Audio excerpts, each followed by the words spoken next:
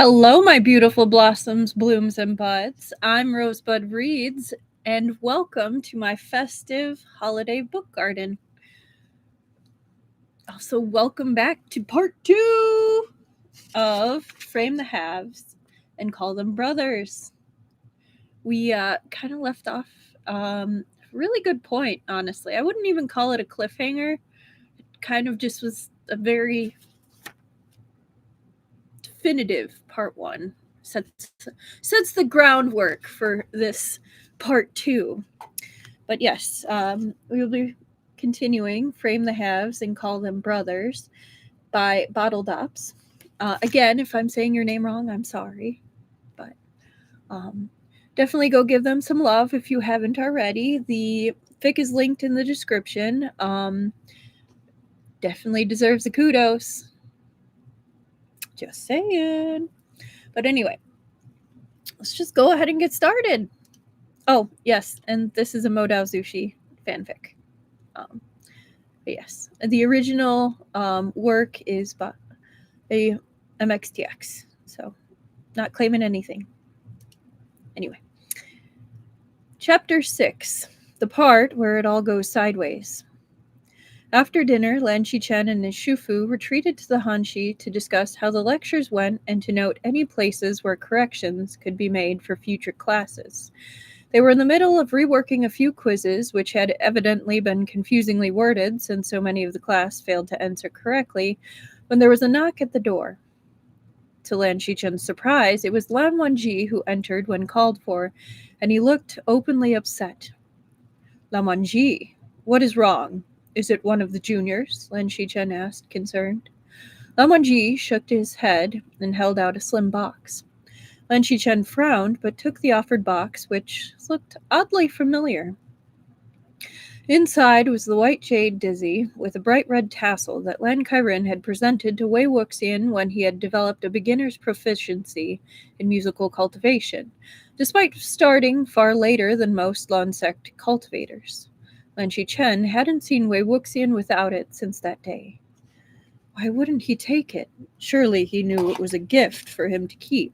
Lan Xichen asked, puzzled. He's been working with it so frequently, it is practically a personalized spiritual weapon at this point. Perhaps he forgot to pack it? Before this year, Lan Xichen knew his uncle would not have made that question a question, but a statement.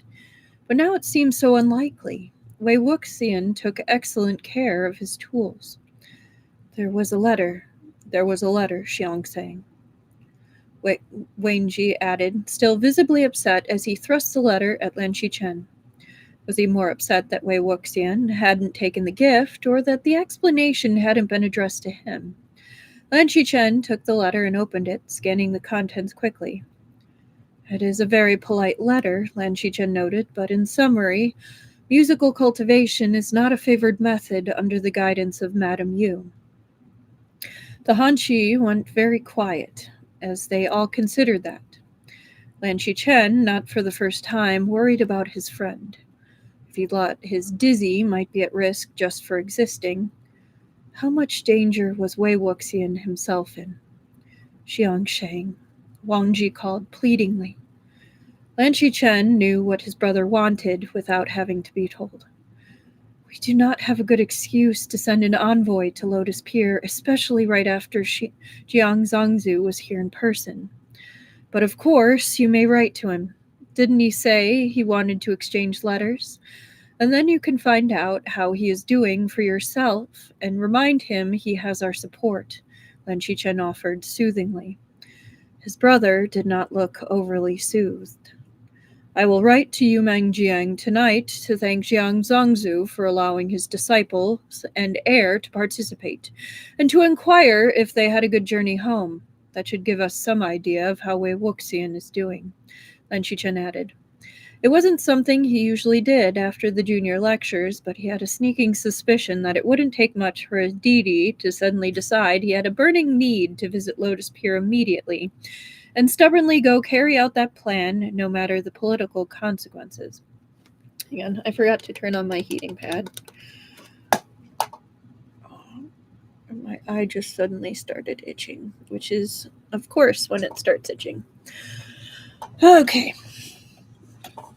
An answering letter from Jiang Zongzu came a few weeks later. It was very polite, full of reassurances that they traveled safely and renewed thanks for the care the Jiang disciples had received.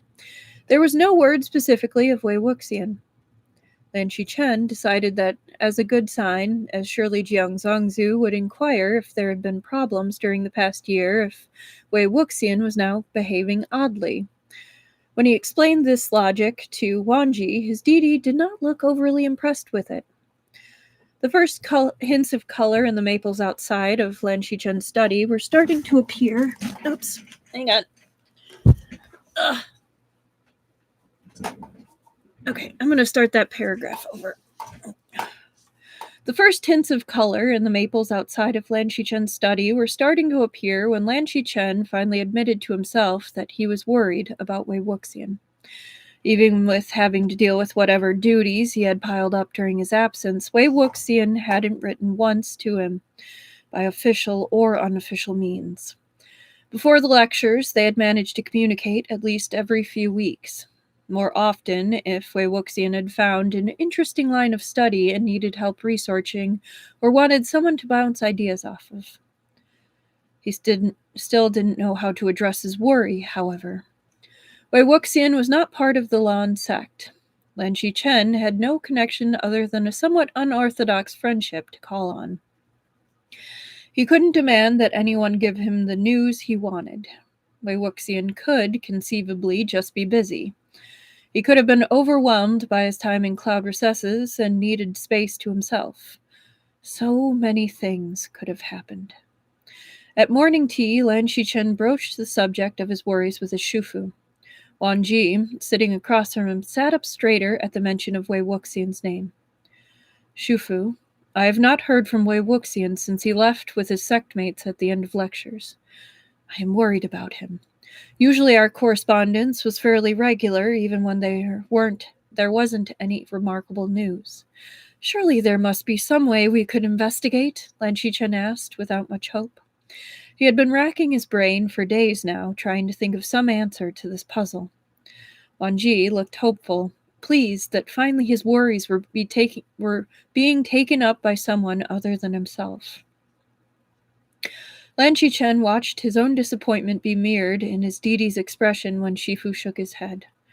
Wei Wuxian is a Jiang disciple, and if he does not choose to communicate, our only recourse would be official channels. And we cannot demand news of a disciple we have no official dealings with, Shifu sighed. Lan Xichen knew his Shifu was missing his frequent discussions with Wei Wuxian, and the challenge of debating with someone who was both passionate and well-read. The next cultivation conference is in the spring at Koi Tower. We can of course inquire there as part of normal socialization. You may scold him for being a poor correspondent at that time, Shifu instructed. Though Lan Xichen could hear the answer didn't even satisfy his Shifu entirely himself. Lan Xichen wrote to Naimin Jue later that day, asking him to keep an eye out for the third of their Gaga club. Wei Wuxian was Nai Huaiseng's friend as well, so there was always the chance that Wei Wuxian would reach out to the Nai instead of the Lan if there was trouble. He hoped he didn't have to tell Wanji of such a thing. He was pretty sure his deity would be both heartbroken and irrationally jealous. It was exhausting just thinking about it. A week later, and Shufu pulled Lan Xichen aside after a meeting with the clan elders. Jiang Zongzu has written. Shufu's mood did not match what should be very good news. He has written to apologize for a potential uptick in supernatural occurrences along our border, as their ability to swiftly respond to requests for aid is temporarily hindered by a shift in responsibilities. Jiang Wanyin is taking over many of the scheduling duties, since as of recently, Yumeng Jiang does not have a head disciple. Lan Xichen froze, suddenly cold. What did that mean? Was Wei Wuxian demoted? Cast out of the sect? Injured? Worse? Surely they would have said if he died, Lan Xichen heard himself say distantly.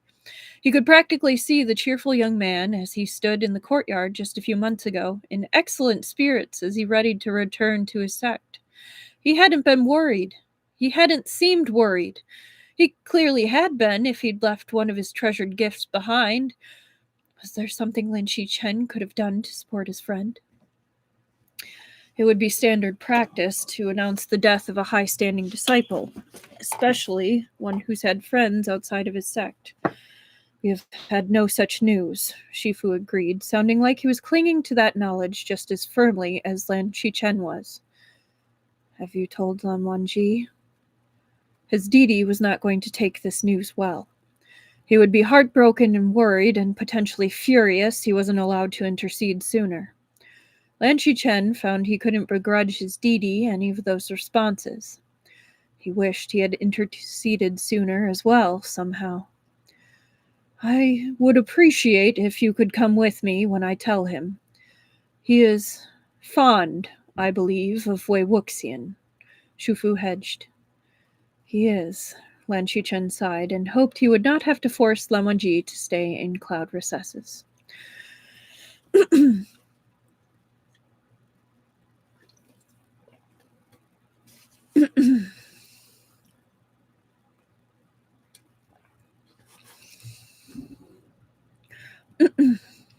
Lan Wangji hadn't taken the news well at all. Shufu had indeed resorted to banning Wangji from leaving cloud recesses for the time being, ordering him to focus on his duties at home. Lan Xichen worried constantly that he would at any time hear that his Didi had abandoned the sect to go find Wei Wuxian. Lan Xichen sought refuge in his sect duties, in assigning night hunt teams to answer requests for aid, in answering diplomatic inquiries from other sects, and even helping his uncle with grading coursework for the young juniors. Anything that wasn't worrying about his friend and about his Didi. Anything that wasn't worrying that maybe his Didi had the right of it, and they should be out in the world searching for Wei Wuxian, and damn the political consequences. It was into this mess that the Nai arrived. Lan Xichen was deep into trying to find a polite way to deter the Zongzu of a minor sect from offering his daughter in a marriage contract either to himself or to Lan Wangji.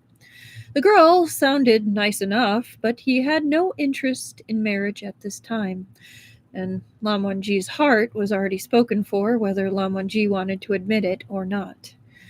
There was a light tap at the door, and one of the disciples responsible for guarding the gates was there, bowing carefully.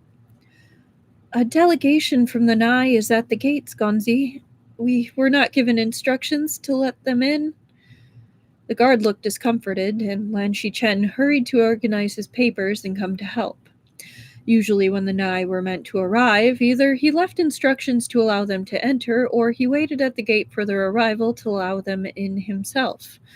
What fresh disaster could have occurred that the Nai had come unannounced? As soon as Nai Mingjue and his brother were in the Yanxi, Nai Mingjue had begun pacing. Based on how Nai Huaisang peered worriedly at his brother over his fan, the agitation wasn't anything new. Have you heard from him? Nai Mingjue demanded. Well, Lan Xichen busied his hands with making tea. Heard from? Lan Xichen led. Well, he had suspicions about who his friend was talking about. That didn't seem like a good time to be dealing with anything other than absolutes. Wei Wuxian. I get a letter out of the blue from Jiang Zongzu asking if we had anyone who might be suitable temporarily for a head disciple position, as he would need some time to train someone up internally. Where did that lunatic go without telling us? I tried asking him, but I didn't get a reply. And then Huaisang heard from Jiang Zongzu's son. Nai Mingjue growled, frustrated. Lan Xichen didn't let the pacing get to him. Nai Mingjue tended to do better with stress than when he was allowed to move. You heard from the Jiang heir? Lan Xichen asked Nai Huaisang, the teapot in his hands forgotten for the moment. Did he say if Wei Wuxian was well? The fluttering of Nai Huaisang's fan picked up its pace. Nai Huaisang hated being put on the spot at the best of times, and this clearly was not one of those times. Naiminjue huffed in frustration, and on one of his passes snatched up the letter Nai Huaisang was holding and passed it over to Lan Xichen. Teapot remembered. Lan Xichen poured out 3 cups of tea before setting the teapot down and picking up the letter. Nai Huaisang, forgive me for my directness in this letter, but my request is urgent. Please watch for Wei Wuxian in your territory. He resigned from Yumen Jiang and was injured when he left. I do not know if he had adequate supplies or medicines. It all happened so fast. Please. If you find him, let me know. Don't tell him, but I'm worried. Jiang Wanyin. The writing was messy, as if written in a hurry, nothing like the neat calligraphy Jiang Wanyin displayed for essays he was given time to complete during last year's lectures. No, we have heard nothing beyond what Jiang Zongzi has written to us. But if he is no longer part of the Yumen Jiang, we could search for him without it being called interference in another sect's business. Did Jiang Wanyin send anything else? Any clue as to where Wei Wuxian could have gone? Lan Xichen would have thought his friend would have made for Cloud Recesses or the Unclean Realm, but clearly, if that had been the plan, it had gone astray. He was going to have to tell his Didi before his Didi somehow heard of it of his own accord. If Lan Xichen told him, there would be at least some chance that Wang Ji would go as part of an official Lan party rather than striking out on his own in the middle of the night. No one seems to know, Xichen Gua, Nai Huaisang wailed, and for once his dramatics seemed real. There are some who saw him leave the sect grounds and a few reports of him leaving the town, but after that it is as if he fell off the earth itself. We had hoped your scouts would have been luckier than ours, Nai Mingwei added grimly.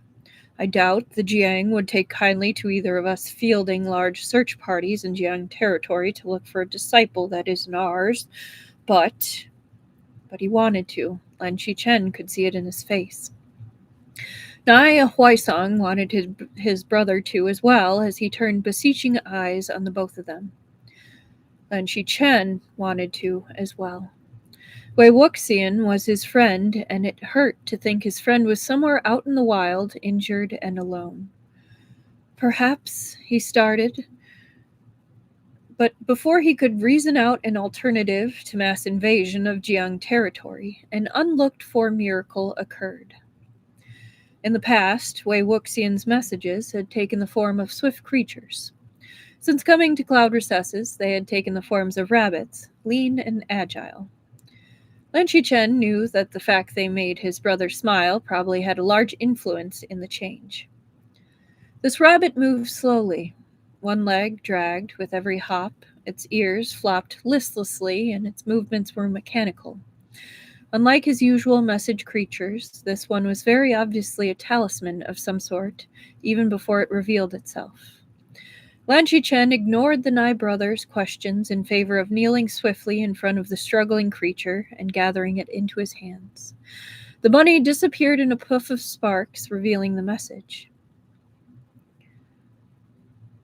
Wei Wuxian's handwriting was even more abysmal than usual, and there was reddish-brown stains at the edges of the paper, like a bloodied hand had been used to steady the paper while writing. Xichen Gua, I am sorry. I didn't mean to. I didn't think. It doesn't matter. I tried to come to you. You said I could once. There is a ghost here. I can't. Liberate, suppress, eliminate? I can suppress it for a time, but it is strong. The villagers sent for help from the Jiang, but it was ages ago, and the ghost has gotten stronger since, I think. I want to come to Cloud Recesses, but they will die here. Please. Xiandi. Below the rambling, nearly incoherent text, there was a rough map drawn with an X marking the location of what Lan Xichen took to be where Wei Wuxian was. From what Lan Xichen could make of the map, he was on the border between Lan and Jiang territories, which was a blessing. Wordlessly, he passed the letter over to Nai Minjue and strode outside to send a messenger to Lan Wangji. They needed to mount a rescue as soon as possible, and before preferably before his DD got frustrated and decided to make it a one-man operation.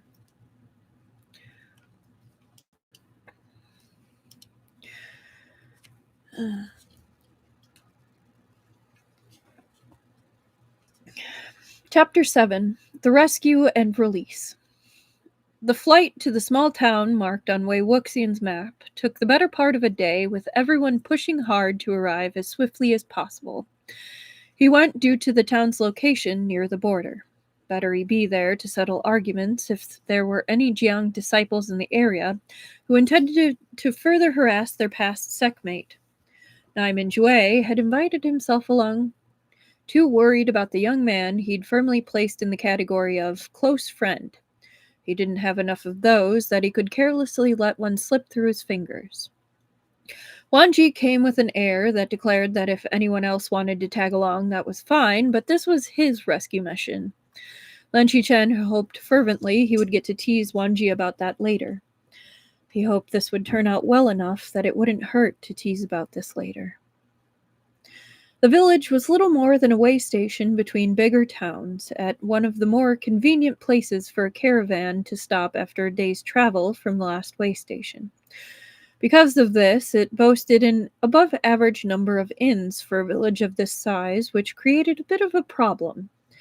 While Wei Wuxian had led them to the right town, he neglected to say where, in the mix of people from multiple regions, he might be hiding. He wouldn't be in the fancier inns. He knew he was traveling without the purse of a great sect to back him, so he had to be frugal. Lan Xichen fell back on his old training to think through the problem out loud, step by step, to avoid overgeneralizations and skipped steps brought on by stress. That ruled out most of the inns on the street they were on, so they moved away from the fancier buildings and tea houses towards the part of the town that seemed more tired and reserved. If the inn had a ghost problem enough to give Wei Wuxian trouble, and powerful enough that Wei Wuxian didn't think he could just leave it to be more thoroughly addressed when he reached out to us and told us of the town's plight, they wouldn't have been doing good business lately. Word spreads of a place like that. Naiman Gui nodded thoughtfully at Lan Xichen's suggestion, but it was Wan Ji who picked one of the inns to try first.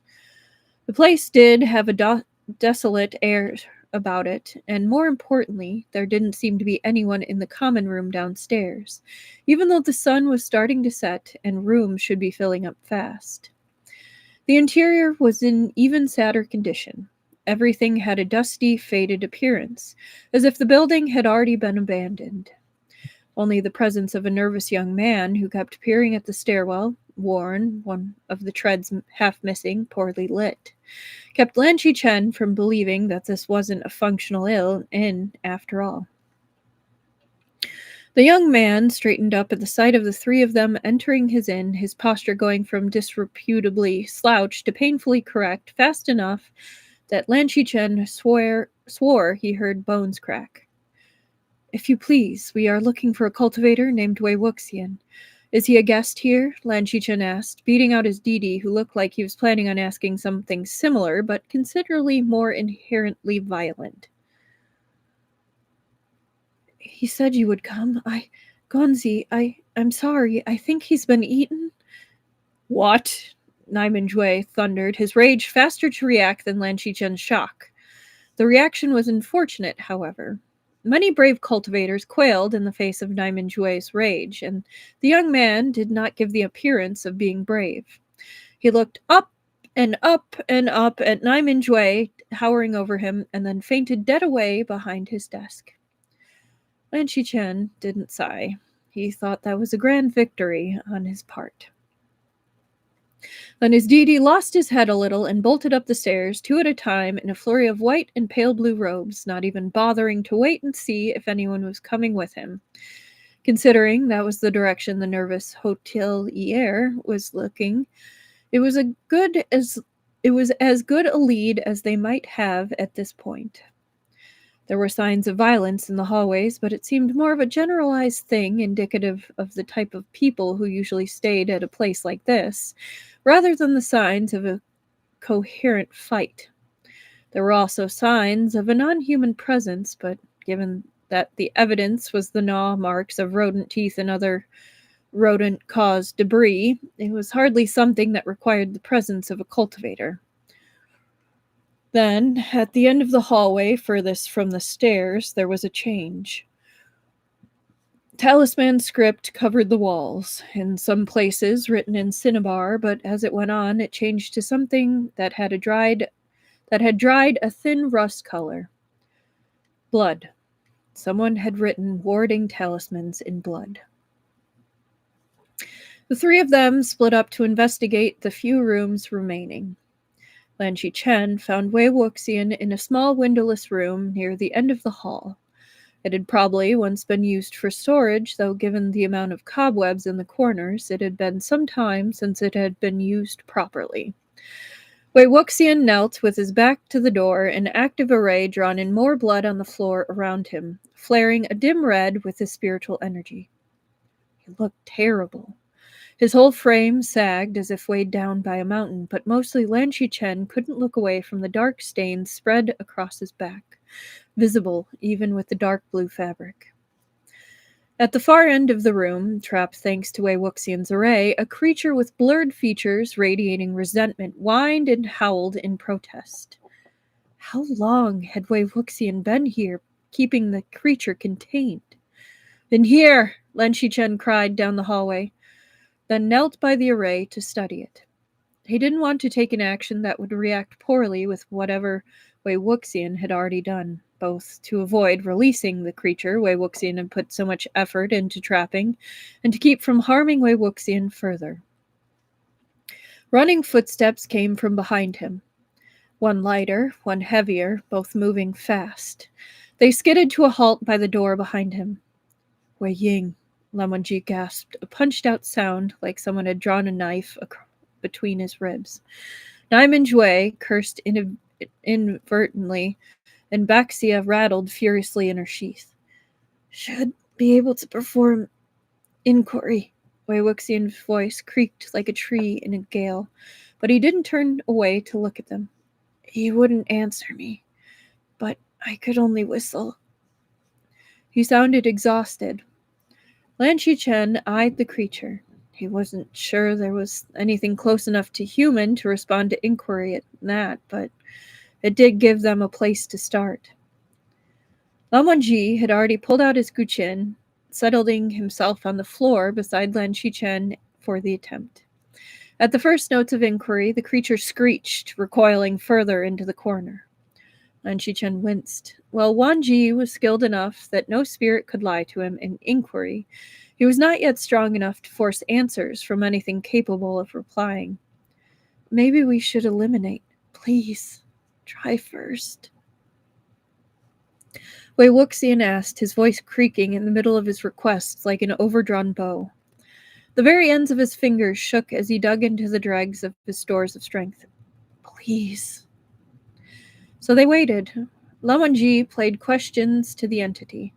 "Who are you? Where are you? Why are you here? What is your name?" He was only rewarded in only screeches. Lan Xichen opened his mouth to suggest ending this more finally once more, when finally the creature answered. His name was Ding Bao. He'd been hired away from his family's farm with promises of high wages if he helped guard freight over the trade roads to the sea, and then guard the trade goods back to where he had been hired. It would be enough to ensure his family had a cushion if the crops failed for a year, and perhaps then they could all relax a little. He and his brothers had discussed it, and they decided it was worth the risk. The job seemed straightforward enough, but while waiting for the traded goods to be unloaded, Ding Bao had caught one of the fairs that seemed to be so prevalent in places like that, where people from so many lands gathered. He'd managed to struggle on, hiding his symptoms, but when they reached this town, his strength had given out. His boss had gotten him a room, this room, and promised to return with a doctor. He had not returned. Ding Bao had died alone, far from home, mislaid like a forgotten piece of luggage. It was no wonder he was now cloaked in resentment, furious at being forgotten. Once Wanji convinced the ghost to answer, it became more of a problem getting him to stop answering. But what he wanted was relatively simple. He wanted to go home, to be buried on his family's land, to be remembered properly. He seemed to have endless opinions about how everything should be done. He also had a particular gift for meandering off on a tangent. They'd they'd be reassuring him that they would find and properly bury his remains and then notify his family, and within moments he was describing the techniques behind his family's prodigious turnip production on the farm. Had he been this chatty while he was still alive? Finally, Lan Wangji was able to reassure the spirit that all of his requests would be heeded, and Lan Xichen was able to join his brother in playing rest. It felt like an age had passed since they'd entered this cramped room when the ghost finally departed, ready to rejoin the reincarnation cycle. And then Wei Wuxian fell over. Naiming Jue didn't really ask if they could use one of the real rooms in the inn. He just picked the one next over that didn't appear to be in use and wasn't disastrously filthy, and ushered them all in. Wei Wuxian lay limp in Wanji's arms, and his Didi seemed loath to put Wei Wuxian down again. Lan Xichen knew what he had to do next, but he wasn't relishing the thought of the fight to come. Lan Wangji, you need to put him down. You need to regain your strength and fly back to Cloud Recesses. I only brought first aid kits, and we need a healer, Lan Xichen pointed out, only to be met by a furious glare from his Didi. You're the fastest flyer of all of us. You know this is true. Somewhat hysterically, he thought that at least now the wedding contract between his Didi and his friend would be simplified, if only because he wouldn't have to deal with Jiang. As Lan Wangji carefully laid Wei Wuxian out on the bed, the battered man whined and attempted to curl up. Lan Xichen could practically...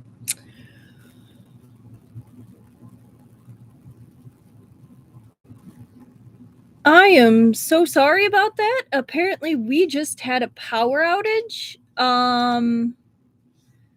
So yeah. Give me a second to pull up the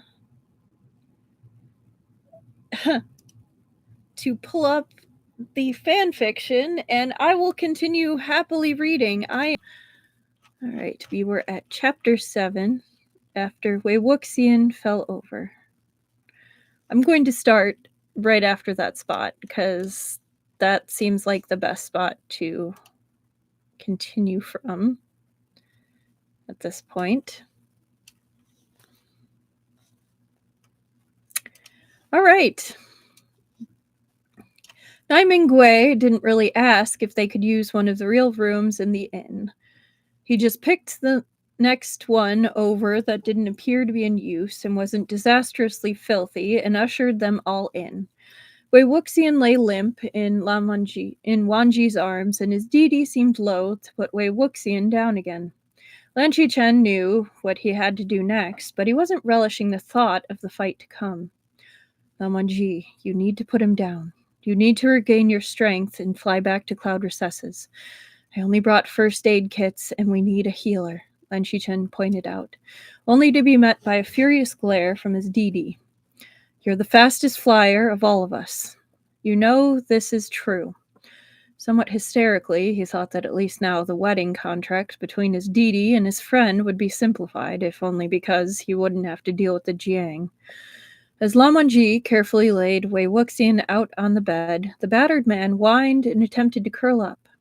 Lan Xichen could practically see his Didi's heart breaking. Wei Xiang, it's all right. You're safe, he called as calmly as he could, capturing Wei Wuxian's hand so he could start transferring spiritual energy. Wei Wuxian nearly used up all of his golden core spinning sluggishly, long exposure to resentful energy clogging his meridians. Here, Naiming Jue, you take up the transfer. I'll play cleansing to free him from the resentment. Lan Xichen ordered, switching places with Naiming Jue and taking out Lai Bing. Lan Wangji sulkily sat near the bed, but took up a meditative pose. Lan Xichen knew his Didi would rather be the one giving Wei Wuxian care, but he couldn't argue Lan Xichen's logic. Lan Xichen wasn't sure if the remaining staff of the inn were ever going to come up and check on them, given how fearful they had been of the ghost. He suspected they would have to do quite a lot of explaining before they'd relax. Then there was the whole process of finding out where they'd buried what to them would have been an unnamed, unwanted man, and reburying him with proper rites.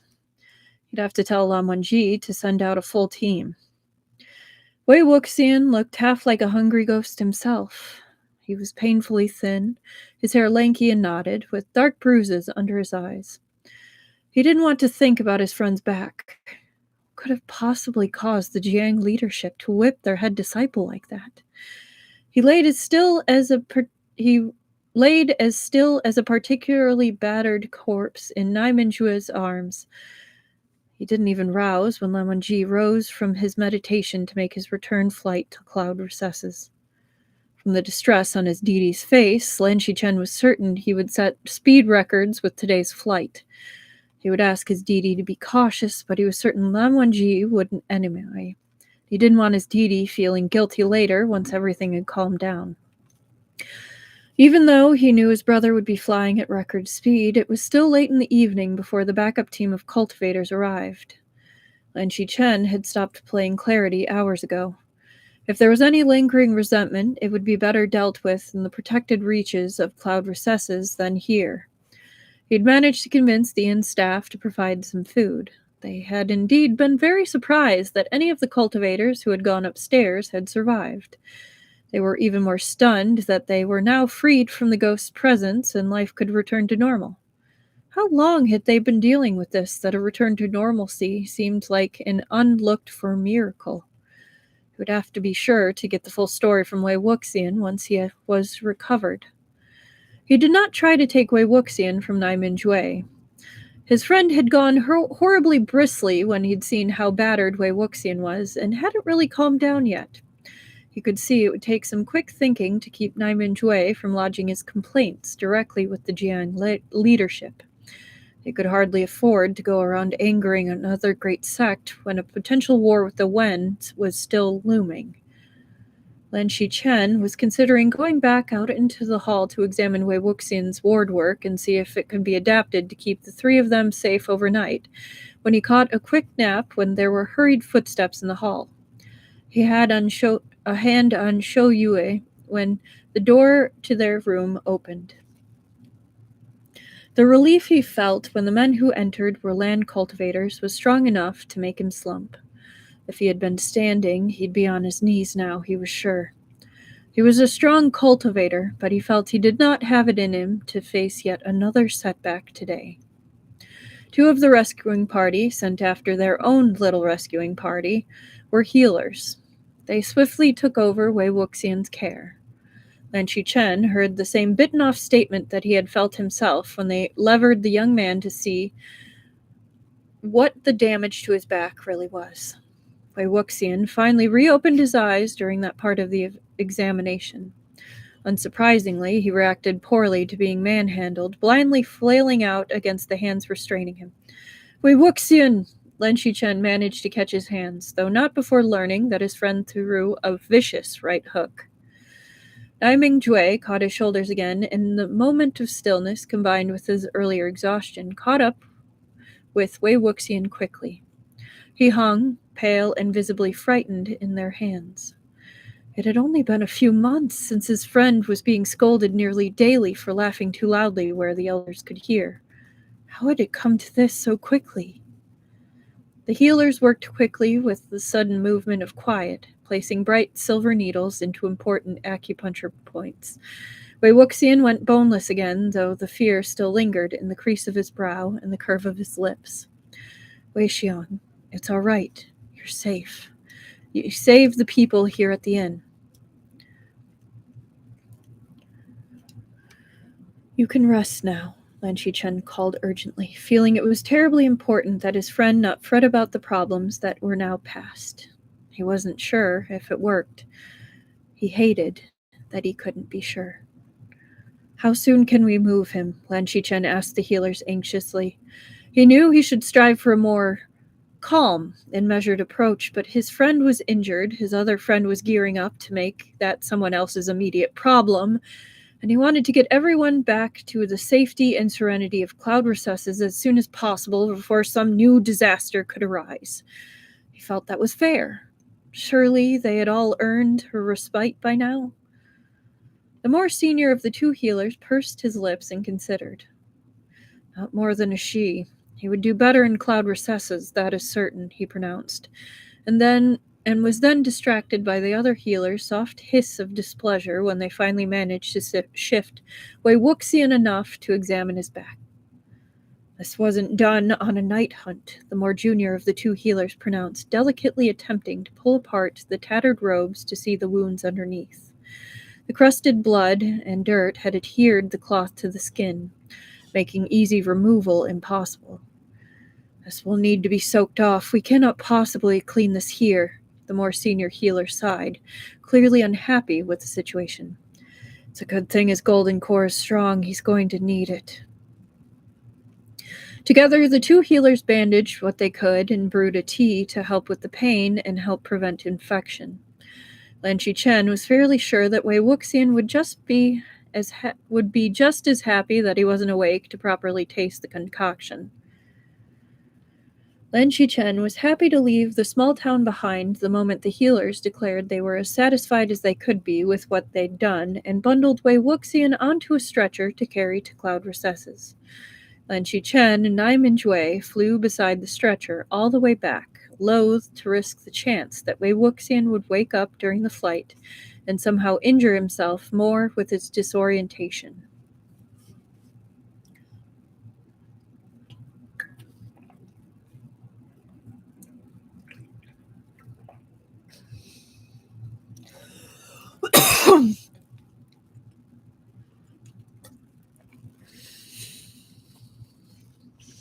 Chapter 8. Recovery. Lan Wangji caught up with them as the healers were transferring Wei Wuxian to a bed, and immediately Lan Xichen worried that maybe he had made the wrong choice in ordering Wangji back to cloud recesses first to get help. He looked pale and worn, fragile in a way he hadn't for over a decade. You're supposed to be resting, one of the healers informed his DD flatly, clearly deciding if having Lan Wangji forcibly removed from the room was going to be worth the effort. Lan Wangji, for his part, sat down with a sort of stubborn expression Lan Xichen hadn't seen since Lan Wangji was a toddler and pulled out his guqin. The healer slapped his hand over the strings to prevent Lan Wangji from playing. Absolutely not. You'll throw yourself into a chi deviation immediately, and we don't want two critically ill patients. If you want to stay, fine, but you'll stay quiet and still right there, or I'll find someone to drag you out, the healer threatened dourly. He didn't look away until Lan Wangji nodded in a decidedly reluctant fashion. Lan Xichen sat himself beside Lan Wangji to be supportive, and also because he didn't want to leave until he could be rest assured that his friend would survive. Nai Minjue, who stood in the doorway, eyed the situation and then raised an eyebrow at Lan Xichen. He nodded back, attempting to look assuring. He would tell Nai Minjue the moment there was news, of course. He must have at least looked somewhat in control because his friend just sighed and left, presumably to search out his own DD and rest from their adventure. The healers worked swiftly, and even though there were multiple people working, they all seemed confident in their own tasks and did not get in each other's way.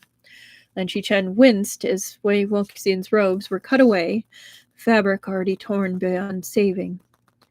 He knew his friend had a difficult time with gifts. No, that wasn't right. He was fine with small gifts, a few loquat, a small gadget, a quick bite to eat. All of those were accepted with an easy grace and bright smile.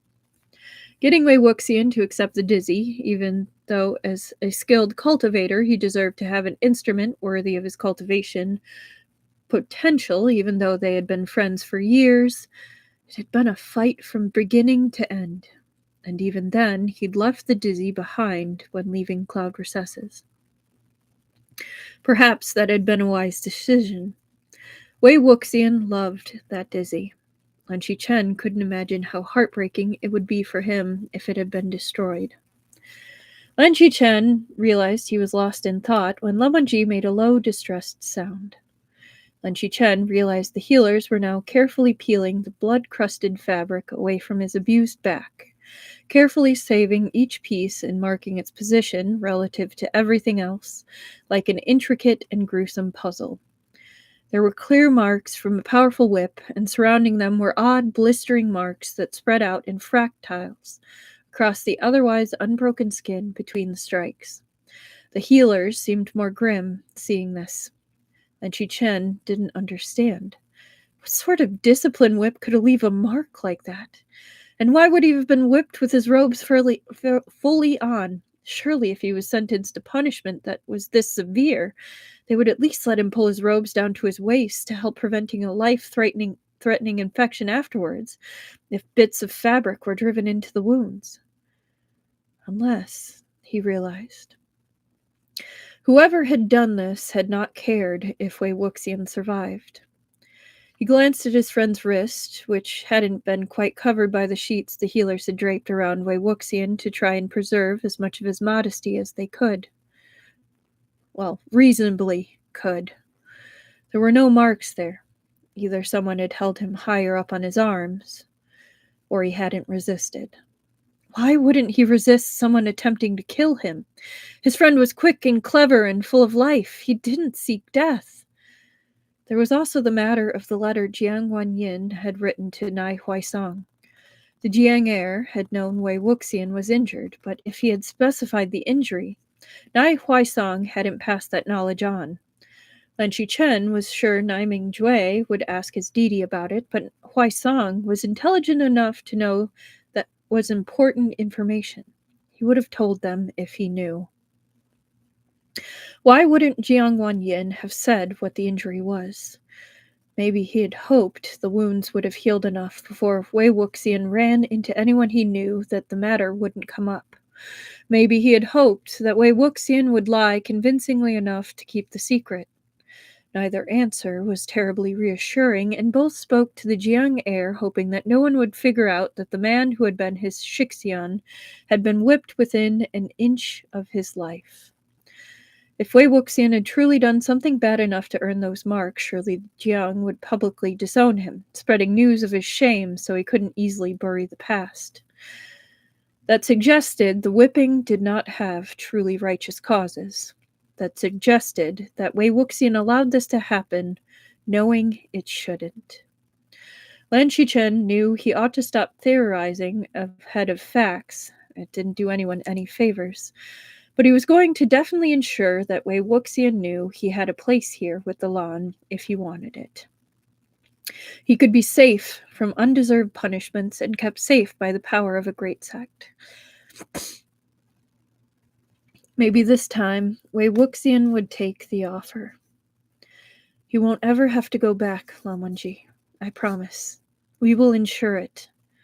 The Lan weren't the most powerful of the great sects, but they had enough power to put pressure on Jiang Zongzu to say, remove someone from the disciple register if such a thing were needed. Wanji nodded firmly, his fingers tightly laced together to keep from reaching out every time some new wound was discovered. It was going to be a long night.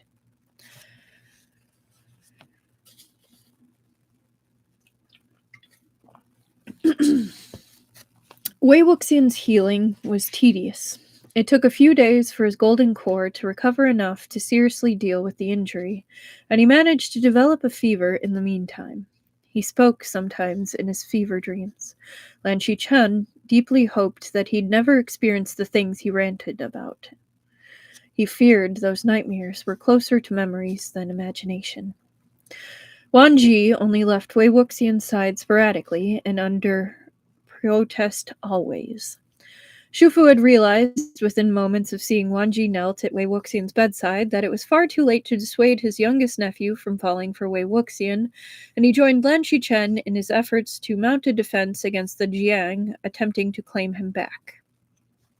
Shufu managed to convince a majority of the elders that it was their moral duty to defend someone who was so punished without overt reason, and who had showed such commitment to learning that when he'd been here for lectures.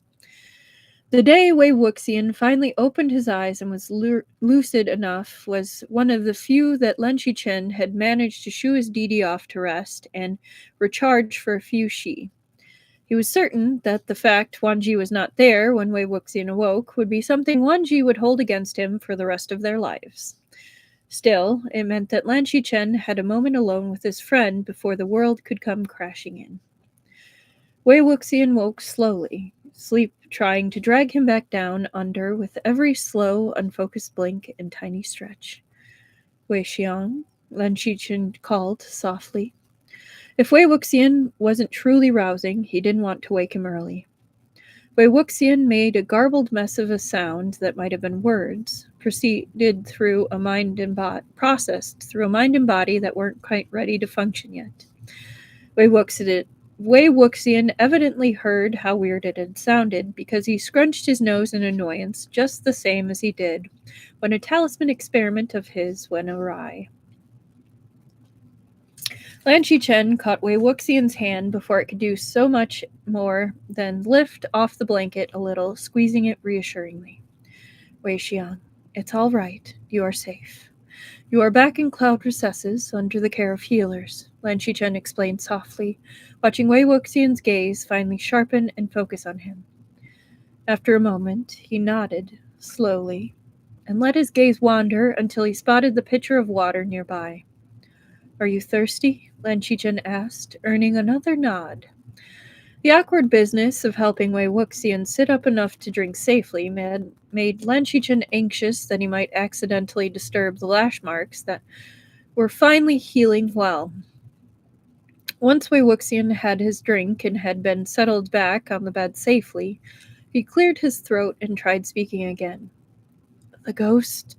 His voice still creaked like the forest in a storm, but the words were now more easily intelligible. Liberated safely, thanks to you. Lan Xichen smiled, though he found the way Wei Wuxian got flustered with simple praise was no longer quite as adorably hilarious as it once was. The head disciple of a great sect should be used to being praised for good work. Only disciples who could regularly produce good work would even be considered for the job after all. He tried not to think about it. It wasn't the time. Should warn me before saying things like that. My heart. Wei Wuxian managed, and Lan Xichen realized with a pang that he didn't know if all of the strain of the last few weeks had caused any deeper issues. Are you hurting? I'll fetch a healer. Hang on, Wei Xiang. Lan Xichen rushed to assure his friend, rising from where he had knelt beside the bed. Wei Wuxian refused to let go of his hand, however. Stop. Lan Xichen, I'm fine. Just tired. I was joking. I'm fine. Wei Wuxian offered a crooked smile along with the rusty words, all creaking and wobbly.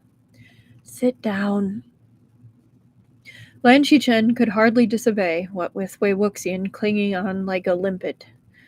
But you should tell me if you're hurting. You don't have to do that. I will. Tell me about the ghost. Wei Wuxian listened to how they had liberated the ghost without comment. Undoubtedly, with the condition he had been in, he hadn't been in a good position to actually understand what was going on beyond knowing when his goal was finished and he could relax. It worried Lan Xichen, however. Usually, Wei Wuxian was an active listener to stories. He liked to comment and theorize, leading to lively conversations. Wei Wuxian was still listening, but he did not do much more than nod in appropriate places. Perhaps it was just due to his exhaustion. He hoped dearly that it wasn't anything worse than that. The problem proved to be worse than that. Wei Wuxian healed well once his golden core settled and strengthened once more, but his usual sunny disposition seemed to be tucked away behind despondent clouds. Lan Xichen supposed that was fair. He'd been through a horrible upheaval and seemed very reluctant to talk about it. Lan Wangji had indeed been very upset when he found out that Wei Wuxian finally woke up while he was absent and made it a point to spend as much time with Wei Wuxian while he was recovering as possible. Lan Xichen expected his brother to be teased for his clinginess, but the behavior passed by without comment.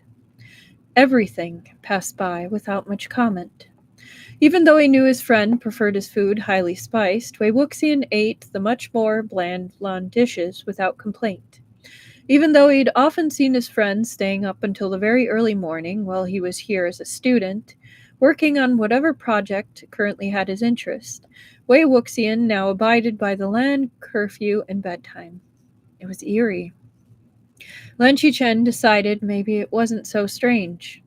Wei Wuxian probably needed his energy for reflection and trying to decide what happened next. Of course, he wouldn't be his usual boisterous self.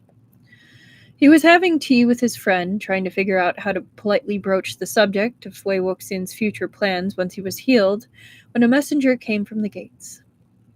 My apologies for interrupting, but Jiang Zongzu is at the gates unexpectedly, he reported quietly, only a certain tightness around his eyes betraying the anxiety that came with telling a sect leader no. Lan Xichen looked over at his friend to ask if he wanted to be part of any discussion and froze when he saw that Wei Wuxian had gone a ghastly pale, his eyes wide and horrified. Wei Xiang? He asked, but Wei Wuxian didn't answer. He had his hands curled into fists in his lap, his knuckles in sharp relief. Wherever his mind was, it was a very far away place, in a very unhealthy place. Lan Xichen sent the messenger away with a quiet promise to come as quickly as possible, and then circled the table to come sit at his friend's side. She was Wei Wuxian said in a distant, colorless voice. She was upset that Jiang Chang didn't have similar opportunities. She was upset that Jiang Chang wasn't at the top of the class for regular lectures. There was really no end to the things she was upset about. I was the only one punished. I resigned from Yunmeng Jiang as soon as it was over. Lan Xichen gawped at his friend. He had known, of course, that Madame Yu was not a source of support for Wei Wuxian. But whipping to such a great extent because of, well, honestly, very minor offenses? Just because she didn't like the person involved? When honestly, the only offense seemed to be stinging her pride? It was unbelievable. It was insane. Should I send Jiang Zongzu away, or... He didn't know how much the Jiang sect leader knew about all of this. Maybe he didn't know anything at all. Wei Wuxian heaved a sigh and finally unclenched one hand enough to scrub at his face wearily. Maybe he wants to apologize, or I don't know. No, don't send him away. Maybe it has nothing to do with me. It probably has nothing to do with me, he laughed. But it was a tired, bitter thing. He didn't even know I'd been punished until I came to resign. Even then, he didn't ask why it happened. He didn't care about that. Lan Xichen didn't want to deal with Jiang Zongzu now that he heard what happened to his friend. He certainly didn't think he could manage his usual diplomatic courtesy. However, Wei Wuxian seemed to shake himself free from his memory and rose, saying he would go back to his rooms in the healer's wing to rest, while Lan Xichen was occupied. That left Lan Xichen with very little else to do except go rescue the gate guards from having to defy a sect leader any longer. With a sigh, he went to go do his duty.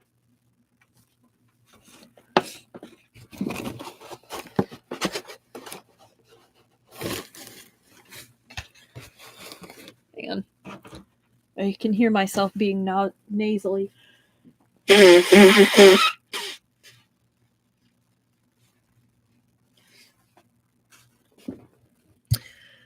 The Yashi was elegantly appointed, and usually Lan Xichen felt it was a welcoming space.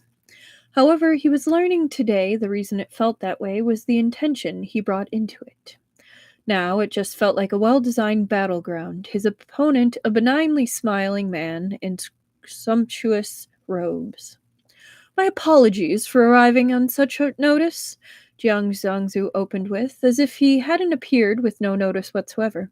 But I have heard news which concerned me, and I did not wish to waste any time in case it proved to be true. What news could that be? Lan Xichen asked, trying desperately not to look as guarded as he felt. My head disciple is run off. I think the stress of the position at his young age has been too much for him. But I heard that he had been found, and I wanted to be sure he was taken home safely. He is very much missed by his Shidi and Shimei. Jiang Zongzu's explanation sounded benign and breezy. Lan Xichen realized he would have readily believed it about a stranger, about someone he hadn't known well, someone he hadn't watched be patched back together by a team of anxious healers. Wei Wuxian is here, but I have been told he officially resigned. Lan Xichen allowed his voice to become forbidding, though it seemed woefully inadequate against a man who was of his father's generation. I did grant that, it is true, but I thought once he saw that was this supposed freedom came with a lack of support a sect could provide, he would return. I am afraid he must have had some misadventure on the road to prevent him from coming home. Wei Ying has always been loyal to Yumen Jiang. He was whipped like a criminal, Jiang Zongzu, Lan Xichen replied flatly. By Madame Yu. There was a long silence after that declaration. Jiang Zongzu's habitual benign smile was nowhere to be seen. May I see him? It was at least a question with a less breezy, unconcerned tone than before. I can ask after you have returned to Kai Town for the night. If he is interested, then I will send word and arrange a meeting. If he is not, then no, you may not. Lan Xichen replied flatly. The satisfaction he felt when Jiang Zongzu frowned in surprise and disappointment probably was not condoned by the rules. He would write out the relevant parts of the code of conduct later as penance. Kai Town. I'm very sorry, Jiang Zongzu. We were not expecting you as a guest, and thus we do not have a place prepared for you. The inns in town are very good. He was probably taking too much satisfaction in denying Jiang Fingmian a place to stay as well. Very well. Let me know when Wei Ying would like to meet. Jiang Zongzu's tone was particularly curt. When he stood and bowed, it was barely deep enough to be considered polite, and he stormed his way out of cloud recesses without further conversation.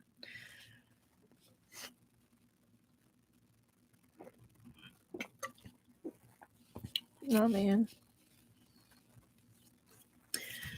Chapter 9. Naiming Jue has a good idea. What? You sent him away? Wei Wuxian looked torn between horror and delight when he heard how the meeting had gone, his book lying forgotten on his lap. I believe he had actually taken a room in Kai Town, but yes, he has left Cloud Recesses. Lan Xichen tried not to sound smug about it, but he couldn't deny he was particularly pleased by that outcome. You could have sent word. I would have come. Lan Xichen raised an eyebrow at that protest. You shouldn't have to have had faced him again so soon just for his convenience. You are not part of Yunmen Jiang, Lan Xichen retorted, and he mentally added an additional punishment of writing out the rules relating to composure to his list of work to do. The only question is if you want to talk to him. If you do not have to, nor should you. There was a hum of agreement from the other side of the room where Naiming Jue was reading over correspondence from his own sect. Disciples are only required to be as loyal to their sect as their sect leaders are to them. In this case, you owe nothing. Naiming Jue agreed.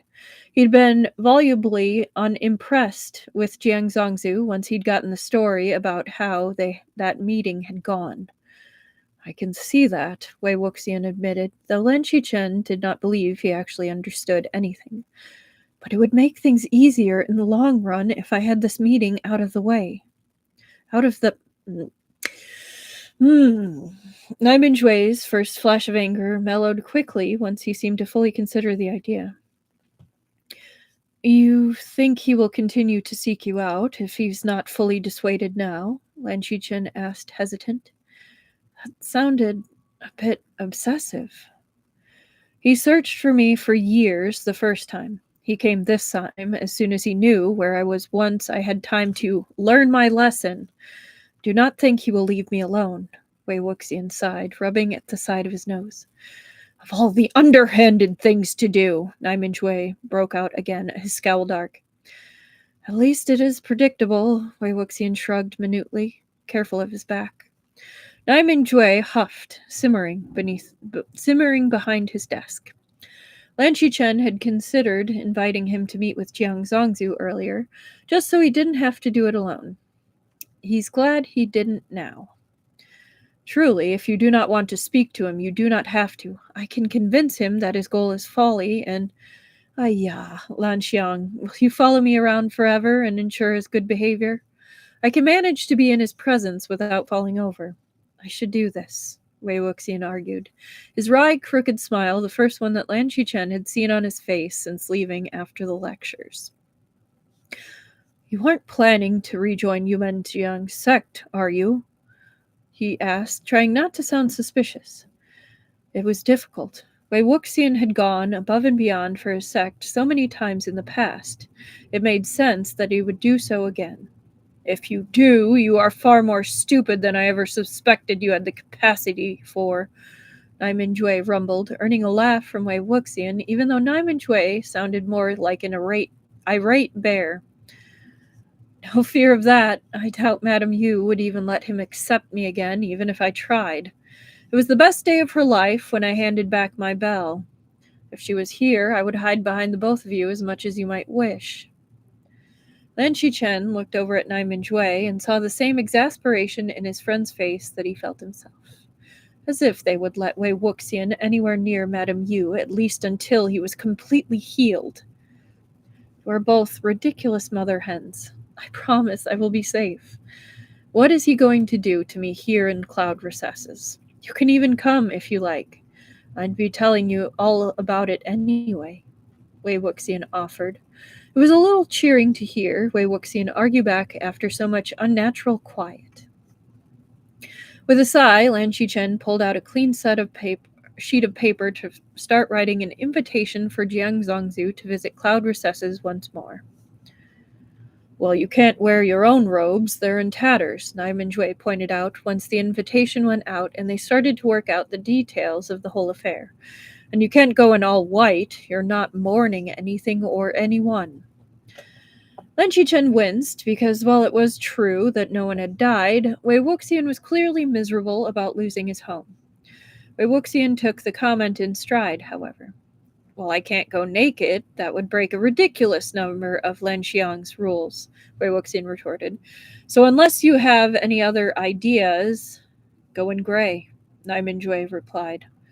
The room went quiet. Wei Wuxian gawped in wide-eyed disbelief. You don't want me to go in Lan colors, but you'd let me go in Nai colors? He asked, incredulous. I wouldn't be letting you if you were a Nai in truth. Naiman Jue doubled down, raising his chin at the disbelieving stares leveled at him. You're a good cultivator, Wei Wuxian, and if they are too dumb or too proud to see that, it's their problem, not yours. You can't have him, Xichen. It will look too much like poaching to take an injured cultivator that they are going to protest, wasn't truly exiled from their sect, heal him here, and then present him as one of your own. But you don't have that problem, since we're not in the unclean realm, Lan Xichen clarified, feeling somehow like he'd been set up. Shufu was going to be upset if Wei Wuxian was claimed by the Nai, but maybe less upset if that eventually garnered him a closer tie with the Nai if, or rather when, Wanji could be convinced to actually do something about his pining. You understand, Naiman Jue nodded sagely. You really want me for the Nai? I don't know if I can change to a saber. I've had Subian for so long. Wei Wuxian hedged, clutching his sword to his chest like someone might wrest it away from him. Some Nai cultivators who joined us later in life don't have sabers. It isn't a hard and fast rule. The Nai style is harder without a saber, and you will be required to learn that, but I think you're up to the challenge, Nai Minjue corrected, unbothered. Jiang Zhangzu will be angry. I don't want to disrupt relations between the Nai and the Jiang, Wei Wuxian argued.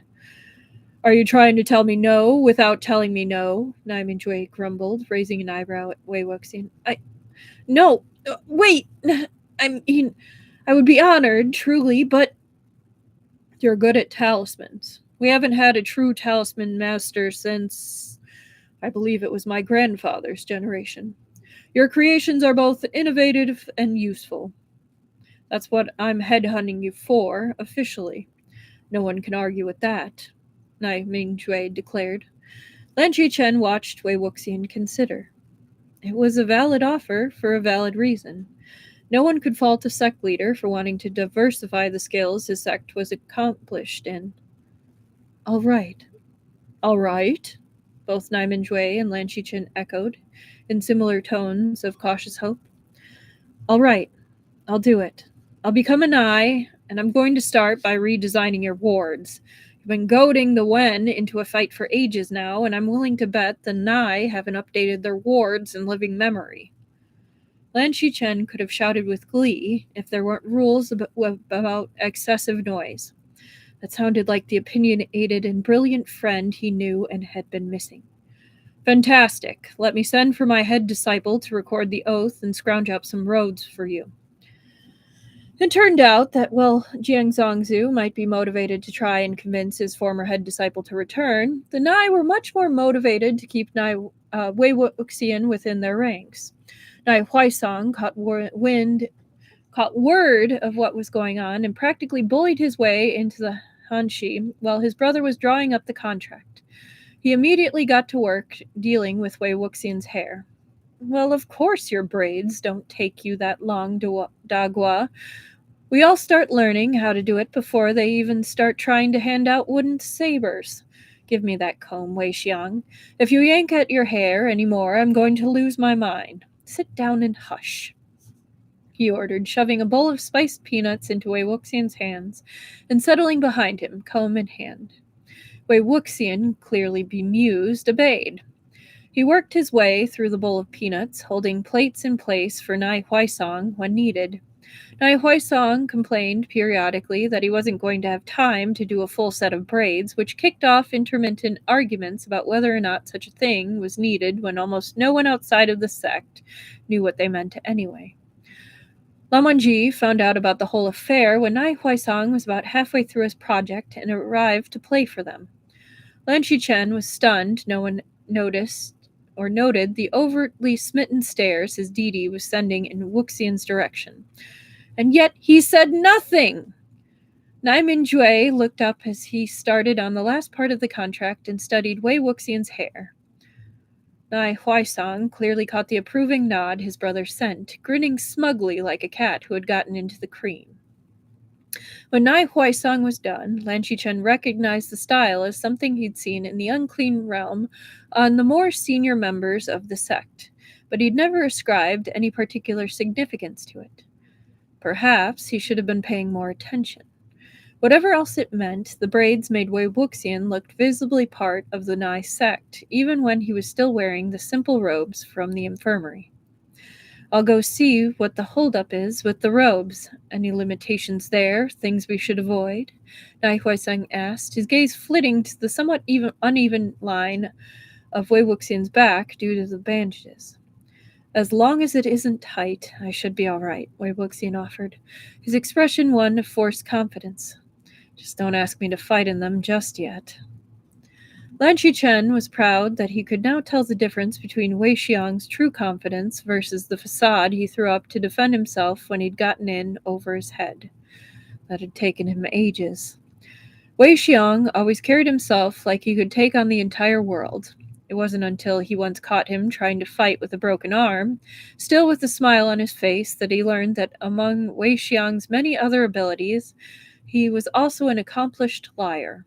It seemed obvious in retrospect. Such a young man wouldn't actually have the experience of a senior disciple, no matter how steady he looked. How many people had Wei Xiang fooled over the years? You really don't have to do all this in a rush just for this humble one, Wei Wuxian pointed out, his facade wearing thin enough to show how anxious and overwhelmed he was underneath.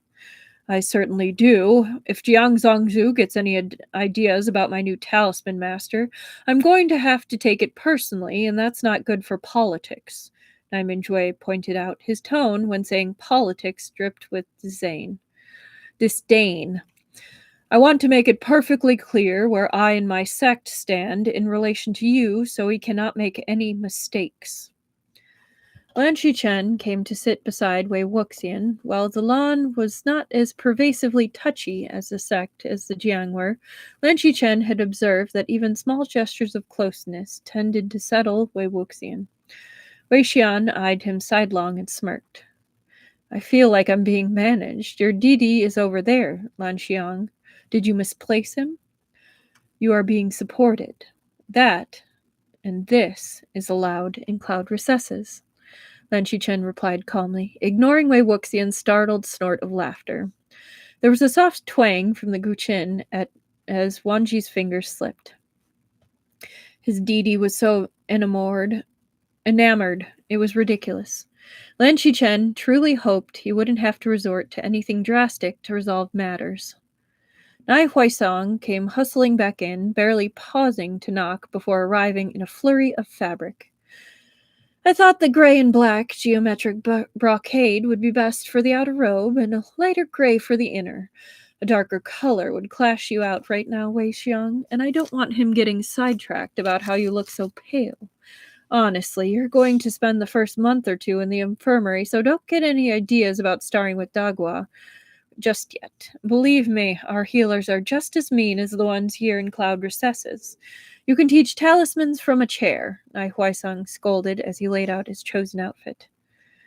Nai Huaisong, those are really fancy robes, Wei Wuxian choked, his eyes wide as he stared at the fabric, now laid out part of Lan Xichen's desk.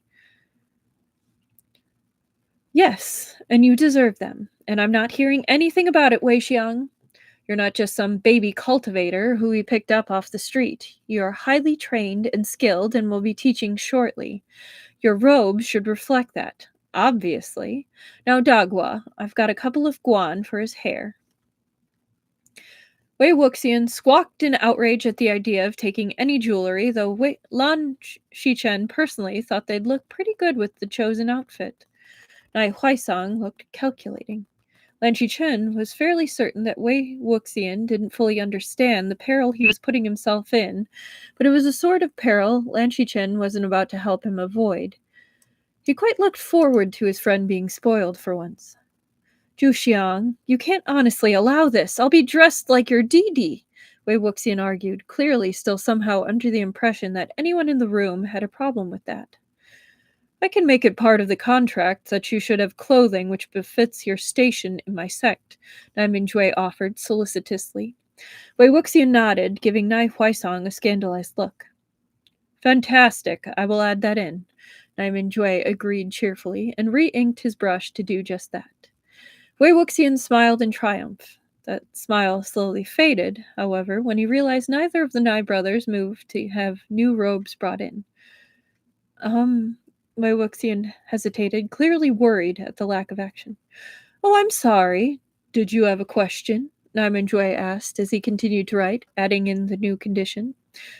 I still need to meet with Jiang Zongzhu? Soon? Wei Wuxian pointed out.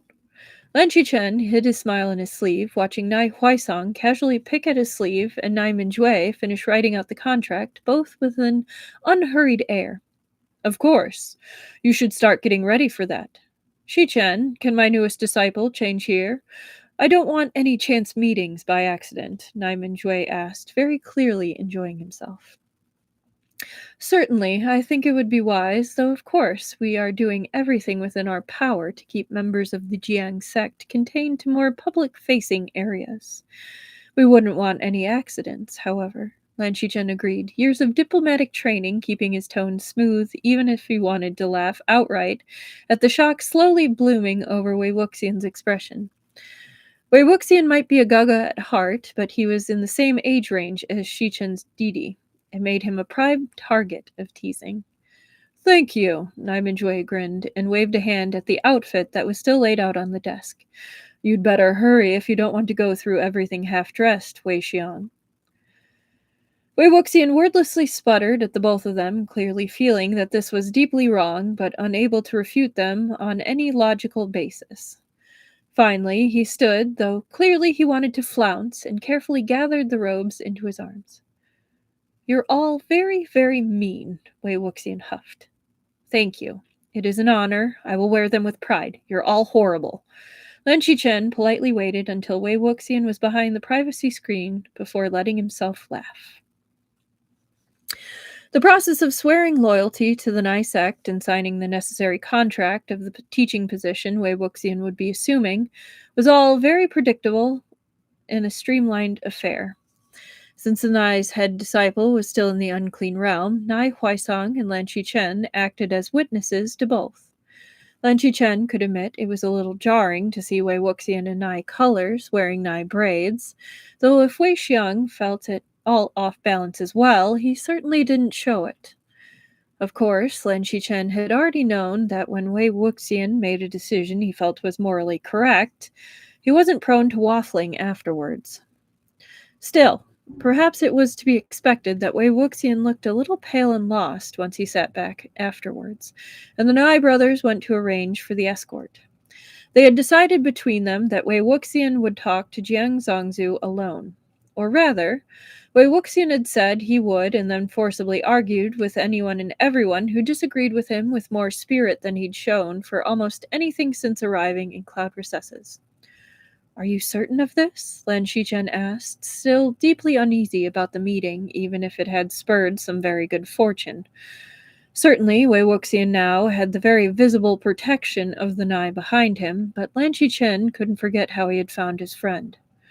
He couldn't forget how, over the years, Jiang Zongzu had never seemed to fully appreciate the genius of the disciple he had as a head disciple. This felt like a mistake, but one he didn't know how to correct. I have loved Jiang Zongzu as an uncle for years, Lan Xiang. I thought he would be my family forever. I can't just walk away without at least attempting to reconcile in some small way. If you say you owe him anything, Lan Xichen interrupted, ignoring the rule against it, I will make sure that Naimanjue knows, and he'll make sure to correct your deeply incorrect conclusion. Wei Wuxian studied him. You are very scary when you get all determined, Lan Xiang. Fine, I won't say that. Good. You are a very intelligent man, Wei Wuxian, but at times you can be incredibly stupid. We will aid you in this. I'm not really sure if I should thank you or start running, Wei Wuxian admitted. Running is not permitted in Cloud Recesses, Lan Wangji declared, looking mutinous from where he was still playing his guqin.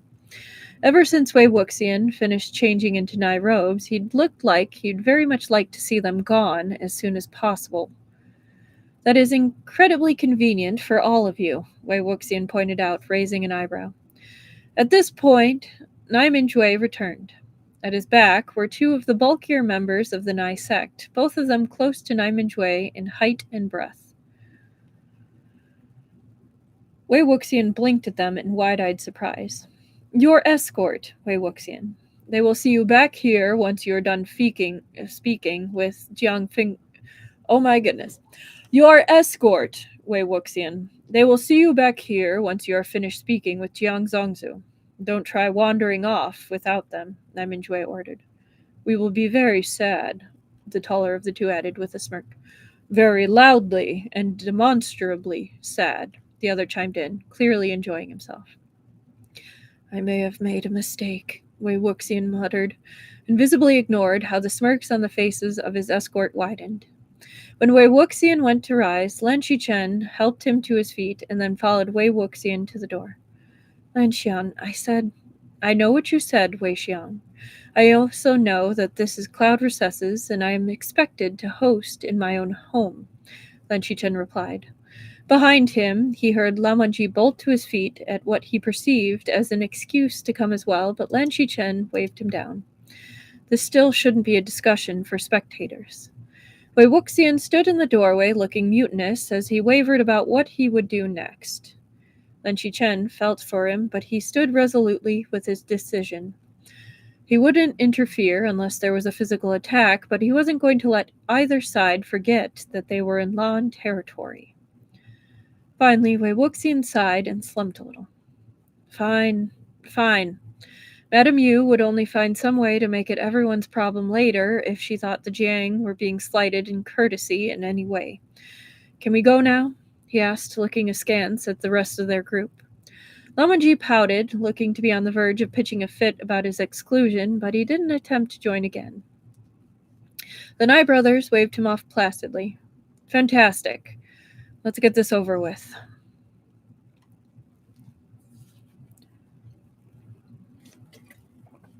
The Yashi was simple but beautifully furnished. The Lan might have a more severe aesthetic than some of the other sects, but there was nothing in the rules that stated what furnishings they did use couldn't be of the highest quality and taste. It was a way to show they were a powerful sect without making a gaudy mess of things. Lan Xichen deeply wished the Jin had a similar style. Lan Xichen sat himself at the head of the table and began preparing tea. Wei Wuxian took the place at his right hand, folding himself down while fretting a little at his robes to get them to lie correctly. They had word that Jiang Zongzu was being escorted in from the gate and should arrive shortly. You truly do not have to stay, Wei Wuxian muttered as they waited, and he fretted with his sleeves. That is your opinion, of course, Lan Xichen allowed, earning a sharp look from Wei Wuxian. Before his friend could elaborate on his argument, the door slid open, cutting the friendly argument off. Lan Xichen offered an arm to help Wei Wuxian up, but his friend rose under his own power, whatever discomfort he might be feeling, locked firmly behind a smooth mask. His expression only showed a mild wariness. If Jiang Zongzu had arrived expecting an effusive greeting, he was swiftly disappointed. All of them bowed, Lan Xichen only as far as one sect leader might to greet another, since he was in the process of taking over other duties from his uncle. Wei Wuxian's bow was deeper, but not as far as it would be if the man were his own sect leader. Lan Xichen caught sight of Jiang Zongzu frowning to himself as they all seated themselves again. Wei Wuxian, you are looking well, Jiang Zongzu smiled, a friendly smile that might truly belong on the face of a beloved uncle. Sorry. Well, thank you, Jiang Zongzu. The healers here at Cloud Recessives have been very kind to me, Wei Wuxian replied calmly. Lan Xichen busied himself pouring out tea for all three of them. It wasn't the good tea he gave to those he wanted to linger a while and chat after official business was done. This one was more medicinal in nature. He was sure it would be to Wei Wuxian's benefit. You always have been getting into misadventures when on your own. Your Shiji is sure to reward you with your favorite soup once you return, Jiang Zongzu laughed heartily. The sound petered out slowly once Jiang Zongzu realized that Wei Wuxian wasn't laughing along. My Shiji? Wei Wuxian asked, his voice curious but otherwise eerily blank. Lan Xichen hated this with all of his soul. Why did Jiang Fingmian have to be so determinedly obtuse on this point? Now, Wei Wuxian, you know that Jiang Yanli will be hurt that you even asked such a question, Jiang Zongzu scolded, and Lan Xichen winced. He'd have to tell Nai Mingjue to make sure that there was someone their friend could talk to about all of this in the unclean realm. He was sure that had hurt, not that it showed on Wei Wuxian's face. I cannot claim Jiang Yanli as Shiji, Jiang Zongzu. I have joined the Nai, as you can see. I am contracted to them, Wei Wuxian replied. Yes, he'd been hurt. That That comment had been calculated to hurt in return. But what about your Shidi, Jiang Yin?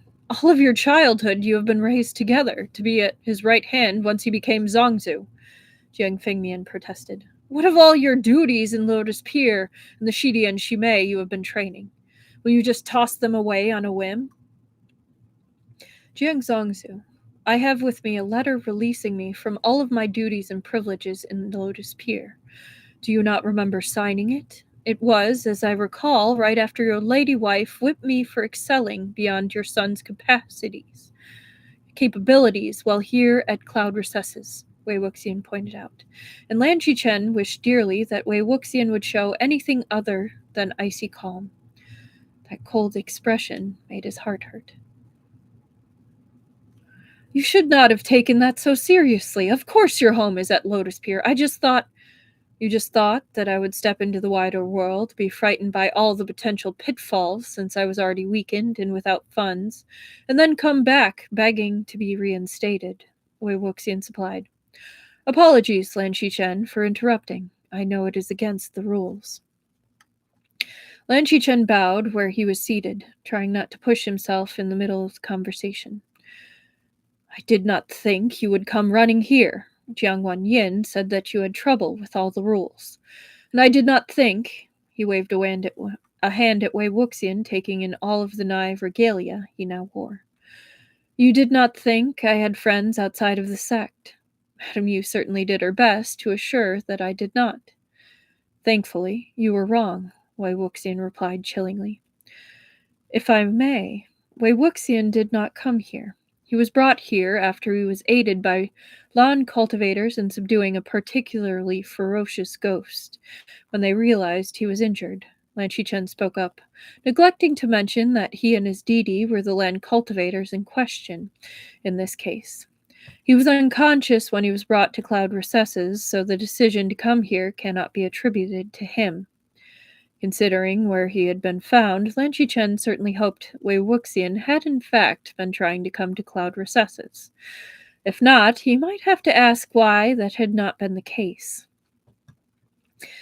Jiang Zongzu seemed stymied. It was clear he had expected this conversation to go differently than it had, and the difference between imagination and reality was causing him some difficulty.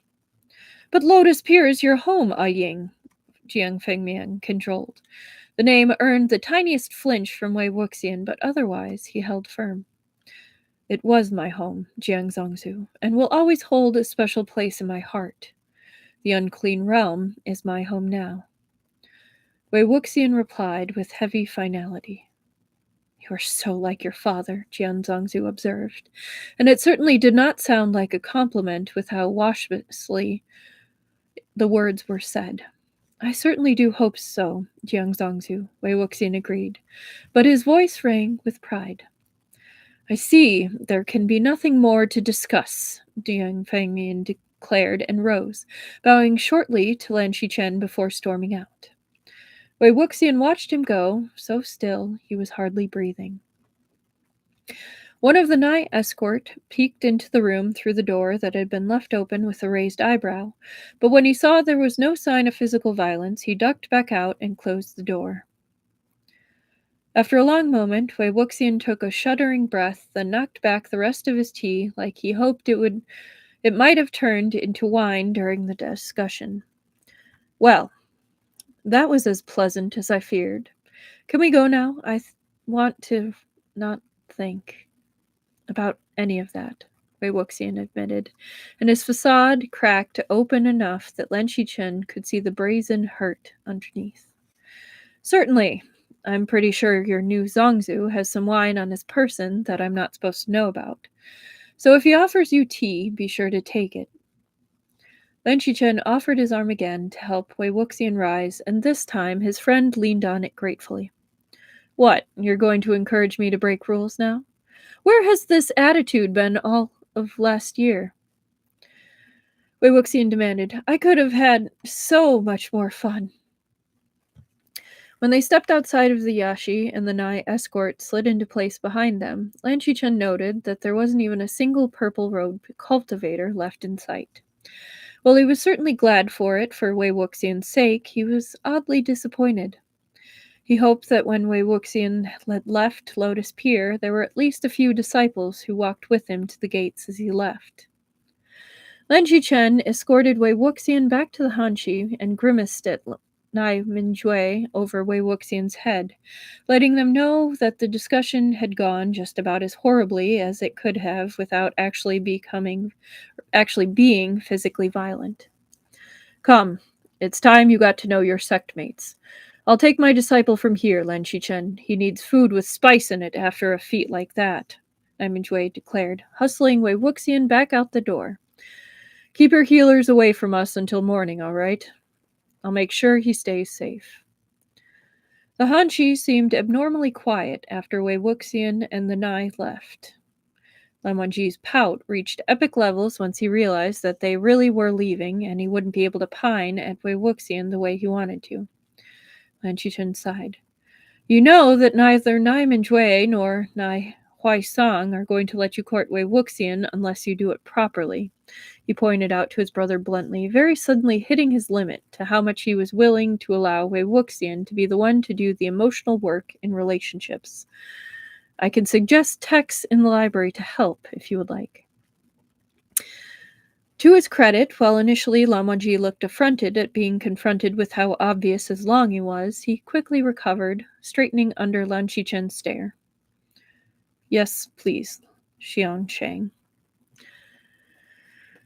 Lan Xichen assigned himself to the evening watch as they drew near to the curfew, and thus he was able to watch as the Nai staggered back to Cloud Recesses, having clearly sampled the wine in Kaiyi Town heavily. Wei Wuxian and Nai Huaisang were leaning heavily on each other as they marched up the stairs. Are you sure?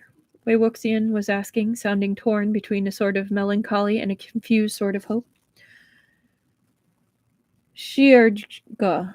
Shiergoa. Would I ever steer you wrong? Shiergoa. Yep, there we go. Shiergoa. Would I ever steer you wrong? Nai Huaisang said petulantly, and Lan Xichen had to smile at the pleased look that stole across Wei Wuxian's face at openly being called brother. Well, Wei Wuxian hedged, nearly missing a step. Rude. That was one time, Nai Huaisang protested. And I was pulling slivers out of my ass for months, Wei Wuxian retorted, earning an interesting look from many of the surrounding Nai cultivators. There was clearly a story there, and it seemed to be one that Lan Xichen was sure he hadn't heard before. He would have to be sure to ask about it later. Fine, but in this, I'm not. I'm so sure he can't take his eyes off you at all, and it can't be because you're breaking the rules most of the time. You've been here, you weren't even awake enough to even think about the rules, Nai Huaisang argued as they trundled through the gates.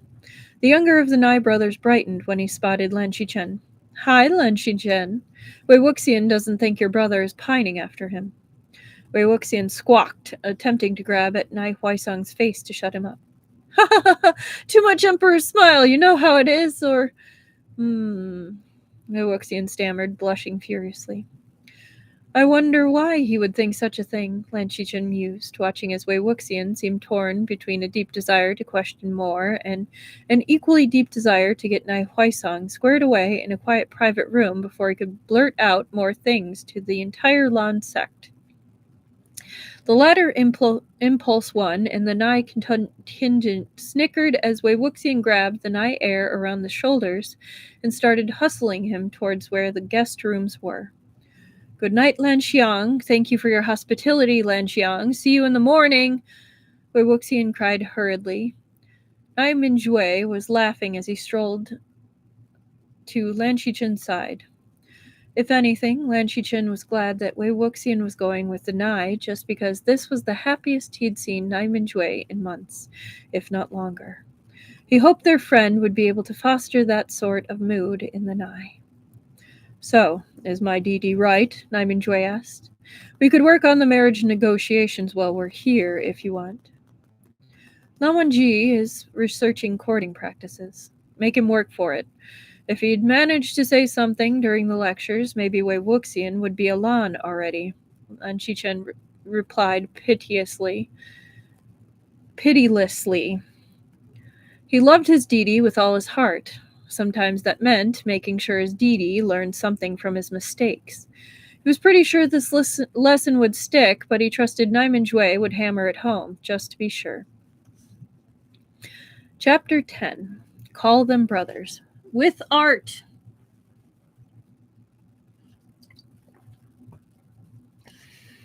Lan Xichen felt run off his feet.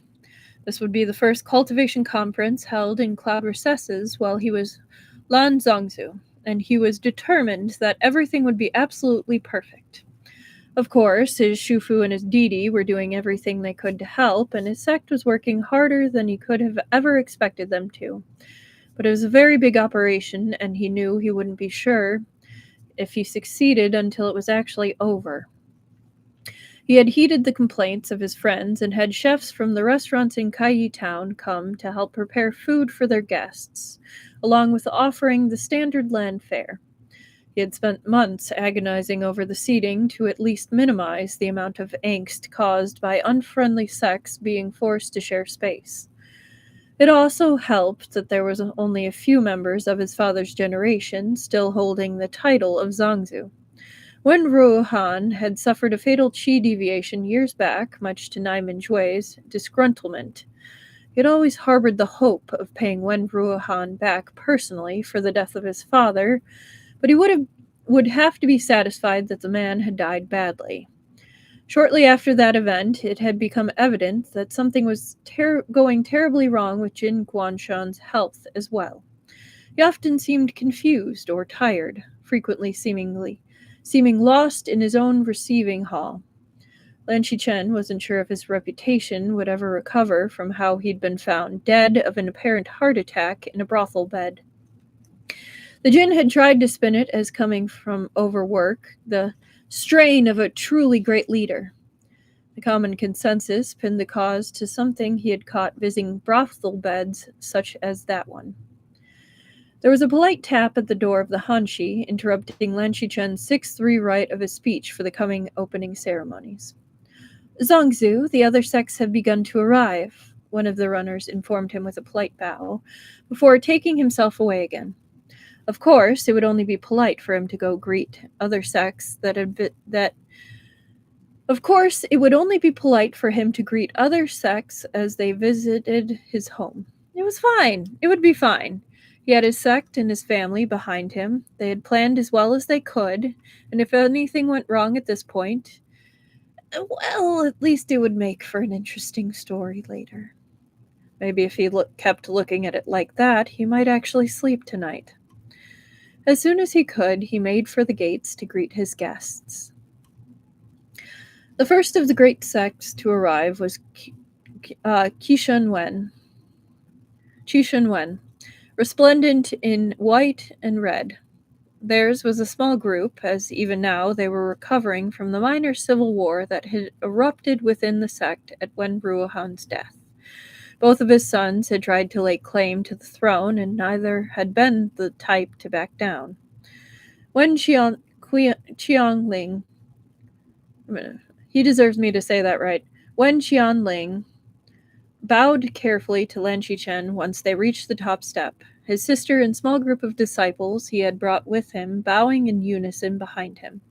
Lan Xichen smiled and returned the gesture, remembering how Wei Wuxian had rambled about meeting the sweetest and most innocent young duckling of a disciple he had ever seen in his life. Lan Xichen, honestly, he's made of pure spun sugar. How he doesn't melt in the fire palace, I will never know.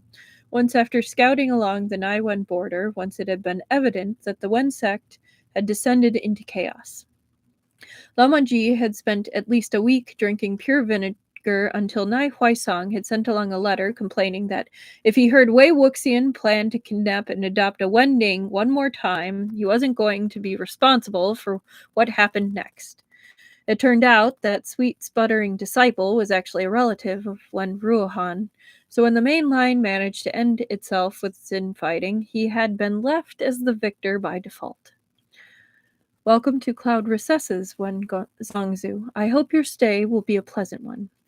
He smiled, and he had to admit that the answering shy smile was pretty adorable. We are, that is, we are grateful to you for hosting us. Yes. When Qianling stammered, only glancing back at his straight-backed sister for reassurance once. Of course. Please, follow my disciple. She will show you to your assigned residence for the duration of this conference, so you can rest from your journey. Please, feel free to ask her any questions you might have, he instructed.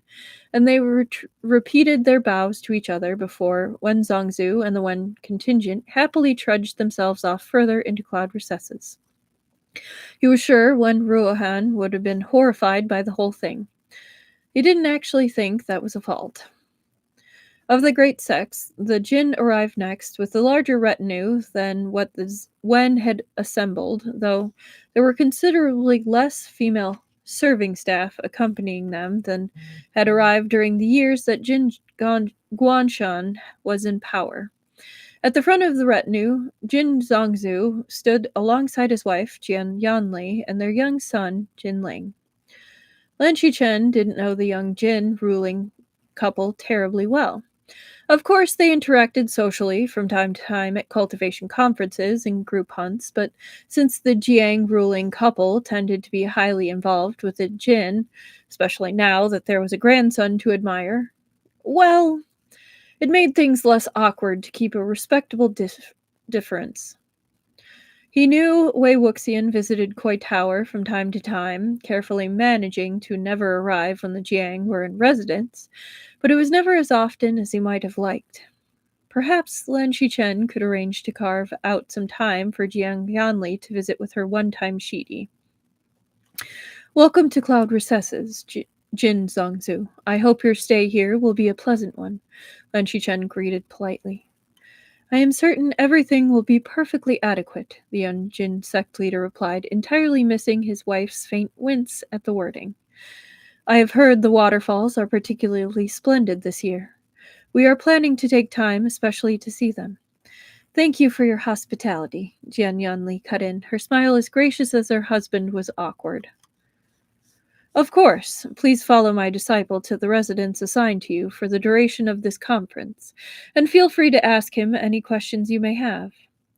It was a holdover from Jin Guanshan's time, but it had been decades since any female disciples were assigned duty associated with the Jin sect, until he was absolutely certain he could trust the Jin in such a way that rule was bound to stay in place. A few minor sects arrive after that.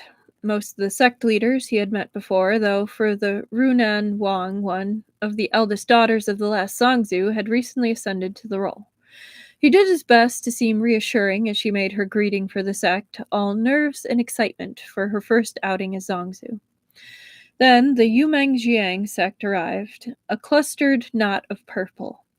Jiang Fingmian had visibly aged through the years, streaks of silver now in his hair, though his wife looked the same as Lan Xichen had ever known her. Their son walked a step behind, his stance all lines of tension.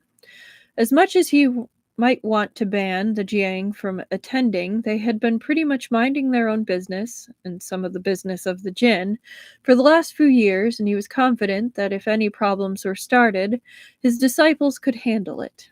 Still, he didn't bow a kun deeper than he had to be polite as he greeted them.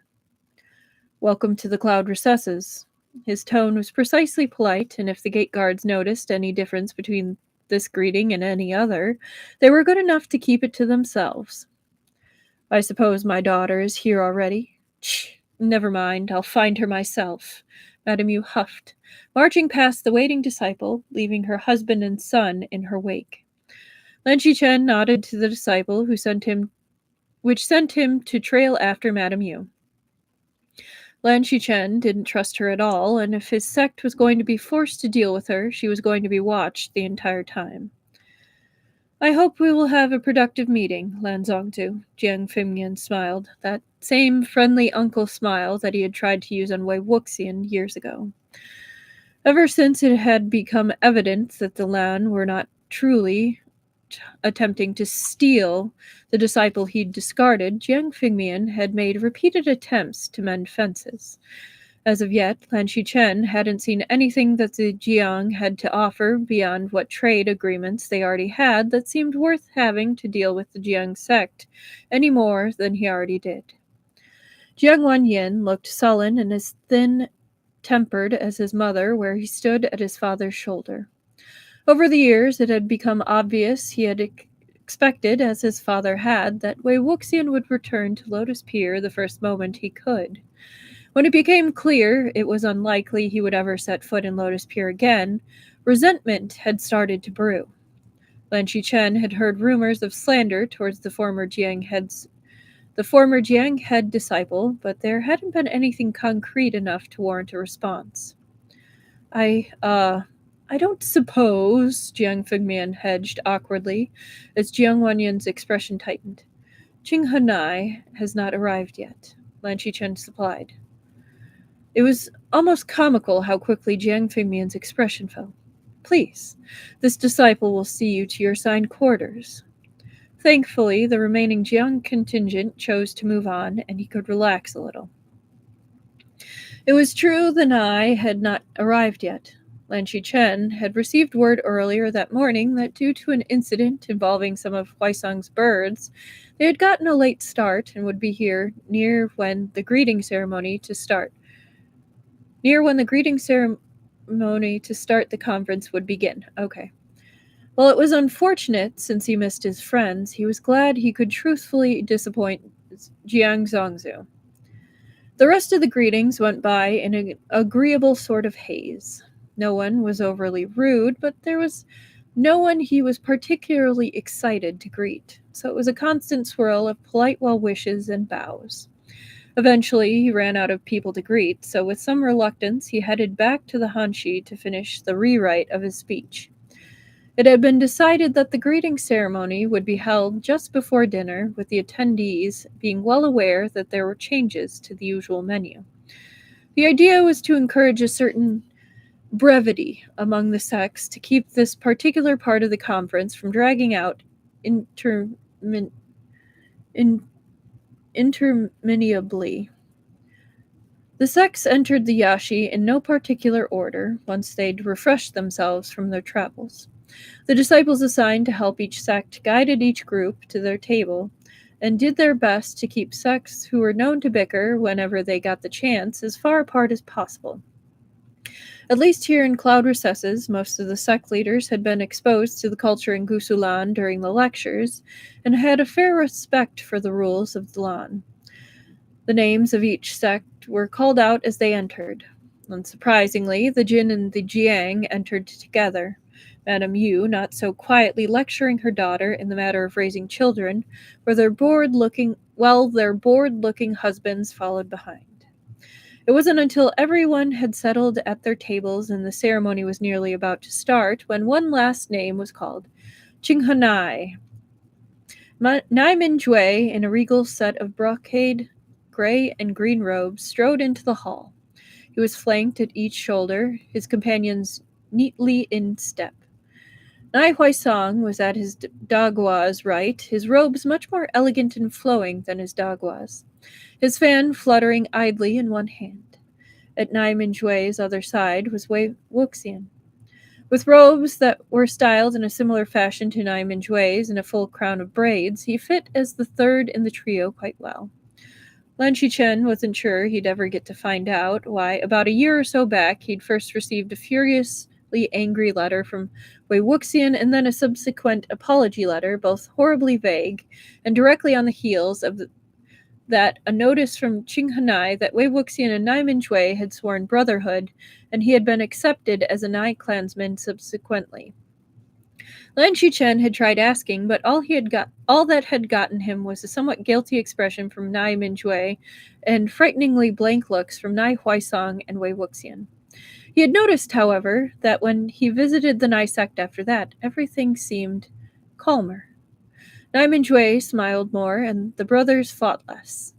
To be honest, it was more like what he remembered his friend being like when they were younger, before his father had died. If only for that, he gladly accepted that Wei Wuxian was now as much of a brother to Nai Minjue as Nai Huaisang was. This was their first appearance in an official context as a group, and the murmurs that spread through the crowd like wildfire suggested they'd made quite an impression.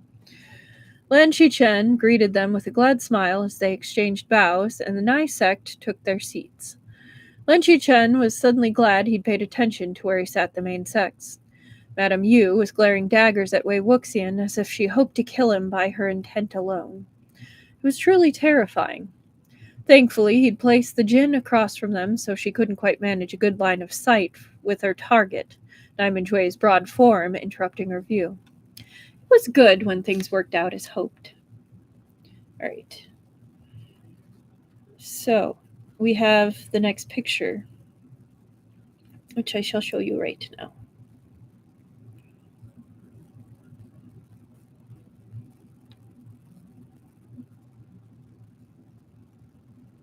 There we go. Here, I'll make sure I focus it correctly. Okay.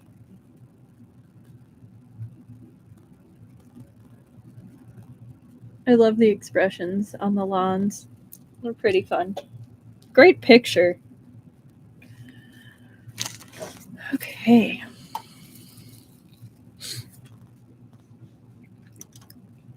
Jiang Zongzu shifted as if he were going to get up, his gaze also intent on the Nai.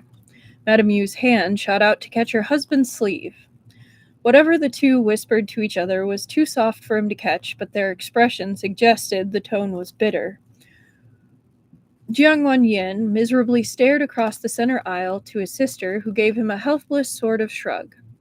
Lan Xichen knew his friend worried about his former shidi, but their only chance of meeting these days were at various functions like these and night hunts, and both Madame Yu and Jiang Zongzu could haunt either one, making real conversation difficult. One of the sect elders called the conference to order as Shufu took his spot at the head table. The Jin led off the formal greetings and gift preparations to the hosting sect. They had chosen wisely and let Jiang Yanli speak for the Jin at this juncture as she bowed alongside her husband, who thankfully kept silent for this bit. The Nai were next, as they were the other table seated closest to the front, and murmurs started up again when it was Nai Minjue and Wei Wuxian who rose, instead of the two blood brothers. After their bows, Wei Wuxian stepped forward with a winning smile. Esteemed Lan Zongzu, I would like to offer a copy of a new talisman I have created and registered. An interested murmur spread throughout the crowd. A few of Wei Wuxian's talismans had already made it out into the cultivation world since he joined the Nai, to popular acclaim. Most had been improvements on already existing concepts, stronger protection requiring less chi to power it, an adjustable light talisman, one to help ward off pest species from crops. Nothing that revolutionized the art, but things that made life a little bit better. People came to appreciate them quickly, and Lan Xichen knew the Nai were doing a brisk trade in talismans now. Wei Wuxian patiently waited for the noise to die down before continuing.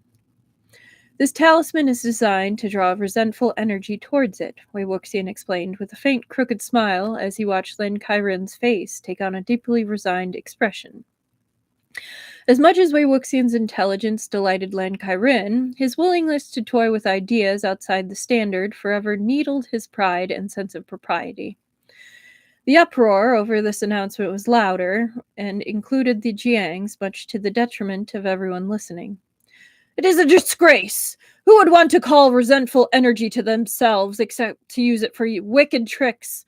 See how he brings that disgrace upon the Nai. It would be Madame Yu's voice, stringent among the crowd. Wei Wuxian was still in the midst of the maelstrom, as if he could not hear it at all. If the crowd and Madame Yu were hoping to get a rise out of Nai Minjue with this open front, they would be sorely disappointed. Nai Minjue rolled his eyes at the dramatics, but otherwise seemed content to watch his sworn brother create chaos. Nai Huaisong stayed at the Nai table, still lazily waving his fan. Eventually, the fervor died down when none of the participants in the actual conversation reacted to the crowd's response. I assume you have some reason to have created such a thing, Lan Xiren asked resignedly. Certainly, Lan Xichen. Consider a haunting by a hungry ghost occurring in the midst of a busy inn. Dealing with such a thing as that would disrupt the business of the inn and potentially put innocent lives at risk. Leaving it in place would surely be worse. But with a talisman such as this, the problem could be dealt with outside of the town center, safely and without risk of interruption. In my report, I also included information about the use of this talisman design on a flag formation, so as to provide a target for the resentful creature in question without involving the cultivator directly, which can be combined with an array to trap the resentful creatures, preventing them from attempting to escape while dealing with them. Wei explained succinctly and bowed, offering the packet of papers he had carried with him. One of the Lan juniors, served as runners, brought the gift to the head table. After looking it over, Lan Xichen offered it to Lan Xichen, who now looked much more intrigued than resigned. I had hoped, Lan Zongzu, that if the design pleases you, I might demonstrate its use and effectiveness for the sects during the night hunt later in the conference, Wei Wuxian added, very obviously trying not to bounce on his toes, and somewhat failing at this. He was obviously very excited. The idea has merit. My Shufu and I will look over your work, and if it is as well researched as I assume, I will allow the demonstration, Lan Xichen announced. The room exploded once again into buzzing excitement, all of the previous naysayers, save one, now eager to announce that they'd always been in favor of this idea and would of course be the first customer when the Nai started offering this new talisman along with the others. Wei Wuxian's grin went a little crooked at the sudden shift in the crowd's response, but he didn't say anything. He only stepped neatly back into place at Nai Minjue's shoulder, and the two of them bowed together before going back to their places. Lan Xichen watched Jiang Fingmian's expression take on a hungry, jealous look. He could not find it in his heart to feel badly about the Jiang's misfortune. If they had treated Wei Wuxian the way they ought to have and encouraged his creativity, they could have been the ones enjoying the benefits of having a talisman master in their midst. Why should this son of a servant be addressing Lan Zongzu anyway? He should be ashamed to show his face so boldly. Madame Yu sniffed, over loud in the quiet that fell once the Nai sat down. Wei Wuxian kept his seat at the insult, but Nai Minjue and Nai Huaisong were on their feet before the first gasps in response to the insult could even begin. Does Yumen Jiang have a problem with my brother? Nai Minjue rumbled, the tone as ominous as the first rattling of stones that heralded a mountainslide. Lan Xichen noted that even though Nai Minjue was decidedly aggravated, Baxia did not rattle in her sheath the way she once did, content to wait until her master actually drew her to make her presence known. Jiang Fingmian had his wife's arm in a grip so tight it must hurt, not that she made a sound about it. He smiled, that horrible friendly uncle smile, and waved the comment off, like it was some passing silly misunderstanding. Of course not. Yumen Jiang holds Qinghan Nai in the highest esteem, he breezed. My lady wife misspoke. It is nothing. Wei Wuxian was hissing something up at Nai Minjue, too quiet to be heard by the general congregation, but it made Nai Minjue snort. Very well. Please see to it that no further accidents happen.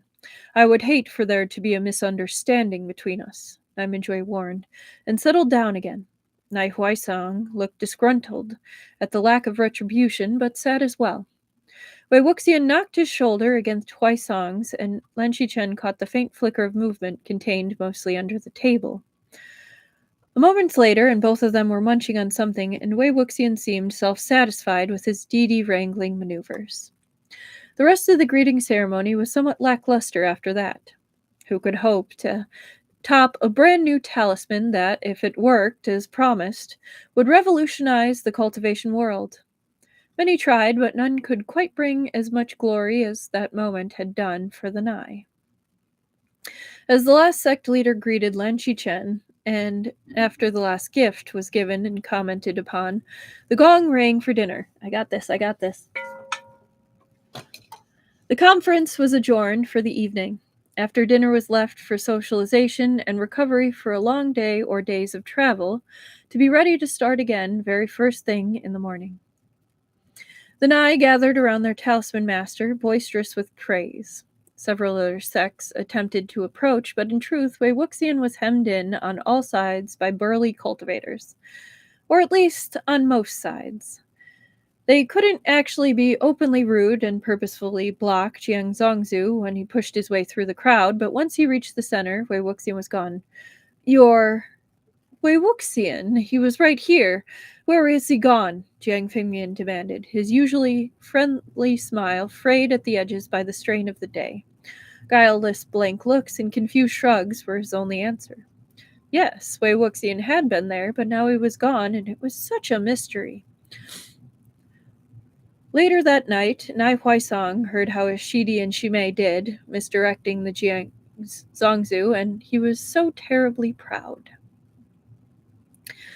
The next morning, the Nai once again arrived, last out of the group of cultivators, and thus stymied any attempts Jiang Zongzu could have made to reacquaint himself with Wei Wuxian. For his part, Wei Wuxian kept close to his brothers, staying at Nai Minju's heels until they sat, and then staying right beside him, though he fished a stack of notes out of his Qiankun bag once he got settled.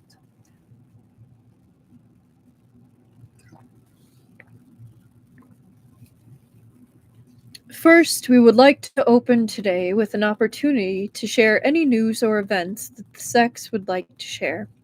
Please allow us to celebrate your good fortune with you, Lan Xichen invited. The Jin stood first and eagerly announced that Jin Xiaofuren was once again pregnant, and they looked forward to welcoming another member of the family into the world. Jin Yangli smiled as praise and congratulations rang around the room as she sat decorously next to her husband. They had gone through a few rough years after Jian Guanshen's death, as all of the man's horrible habits and petty crimes had come to light once he was no longer there to suppress them. Perhaps this new birth could start a new chapter for the Jin, one less steeped in backstabbing and greed. Lan Xichen could only hope. Other sects added reports of their good fortune. A wedding or betrothal made here, a new birth there, 100-day celebration from one of the more minor sects who had been beset by childhood illness.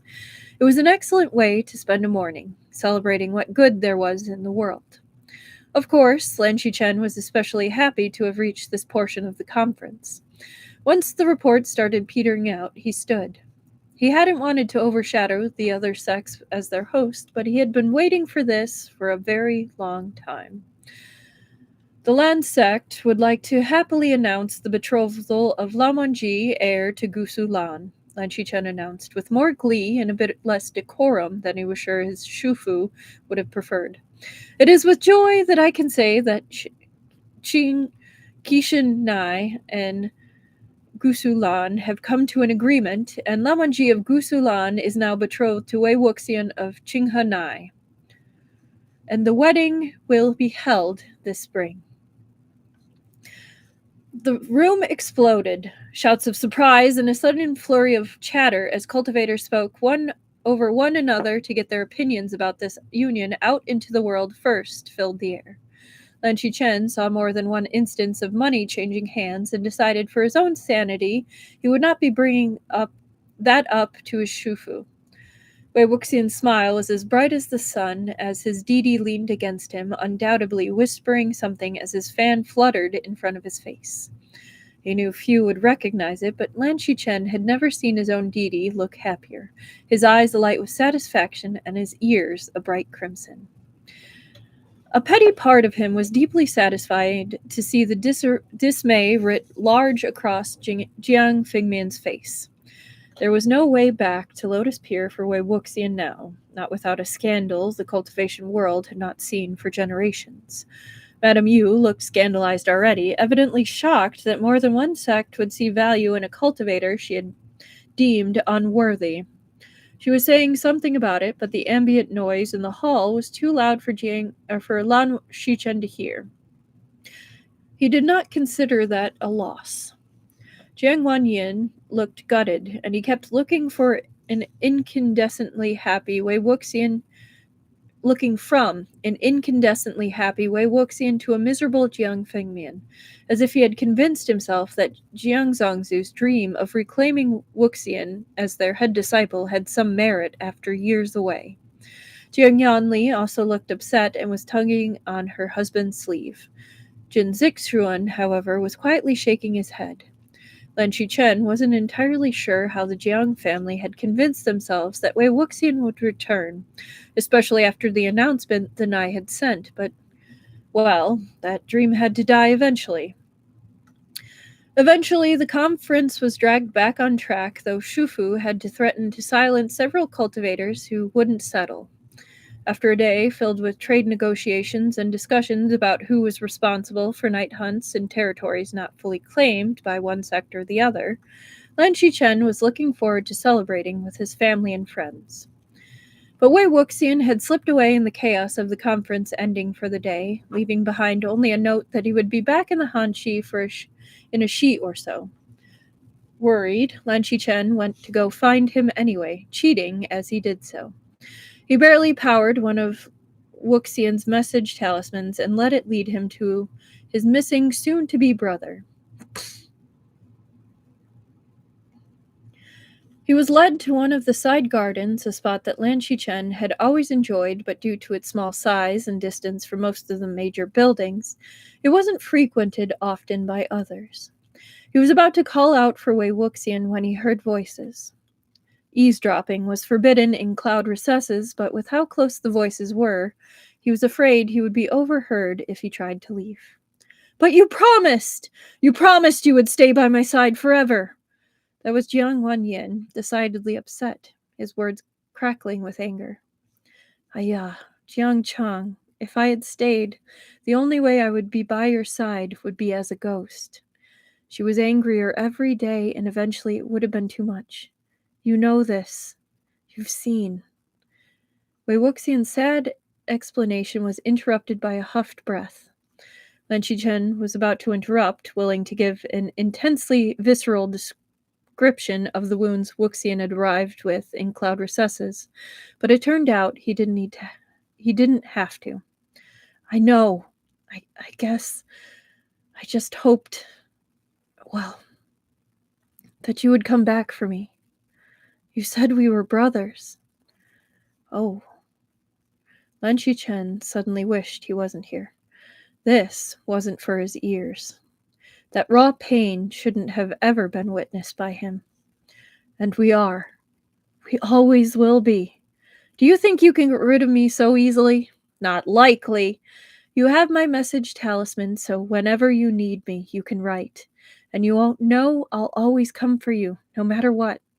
Didn't I prove that already with that horrible tiger yow?" What horrible tiger yow? Lan Xichen certainly hadn't heard about Wuxian dealing with a tiger yow, and Naiman Jue liked to brag about everything he could regarding his brothers. You are never going to let me forget that, are you?" Jiang Wanyin groaned, but Lan Xichen could hear something fond in that tone. Very belatedly, he realized that the Jiang heir was a bit like Lan Wangji. What obvious emotion or lack thereof that the world saw was mostly a mask, with someone very different indeed underneath. Perhaps with time he might learn more about this deity that Wei Wuxian still claimed despite the separation of years. "Absolutely not. Now come on. I need you to explain this all to your G so she stops trying to convince her husband to protest me marrying my husband, because that really will cause a problem, and I don't want to be in the middle of it," Wei Wuxian urged, sounding truly annoyed for the first time in the conversation. "My G?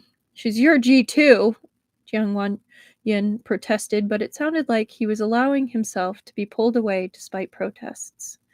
"She can be my G just as soon as she stops trying to bring me back to Lotus Pier. She knows this, now you know this, so get it sorted out, okay?" Jiang Wanyin grumbled a reply, but by then the distance was too great for Lan Xichen to hear him clearly, and soon he was alone in the garden. He was glad that Wei Wuxian had found a way to keep the relationships that mattered to him despite the upheaval. Perhaps he too could have supported two could have a conversation with Jiang Xichen to make it clear how very committed both the Nai and the Lan were to keeping Wei Wuxian where he was, supported and safe. After all, what else were brothers for? And that is the end of our final part of Frame the Halves and Call Them Brothers by Bodldops. So, that was quite a journey, including one blackout, power outage that I was not expecting, but may try to edit out. We'll see how successful that happens. But in any case, I hope you enjoyed. Make sure you say hello to Bodldops and leave some kudos and bookmarks if you can. And have a wonderful holiday, whatever you're celebrating. Bye-bye.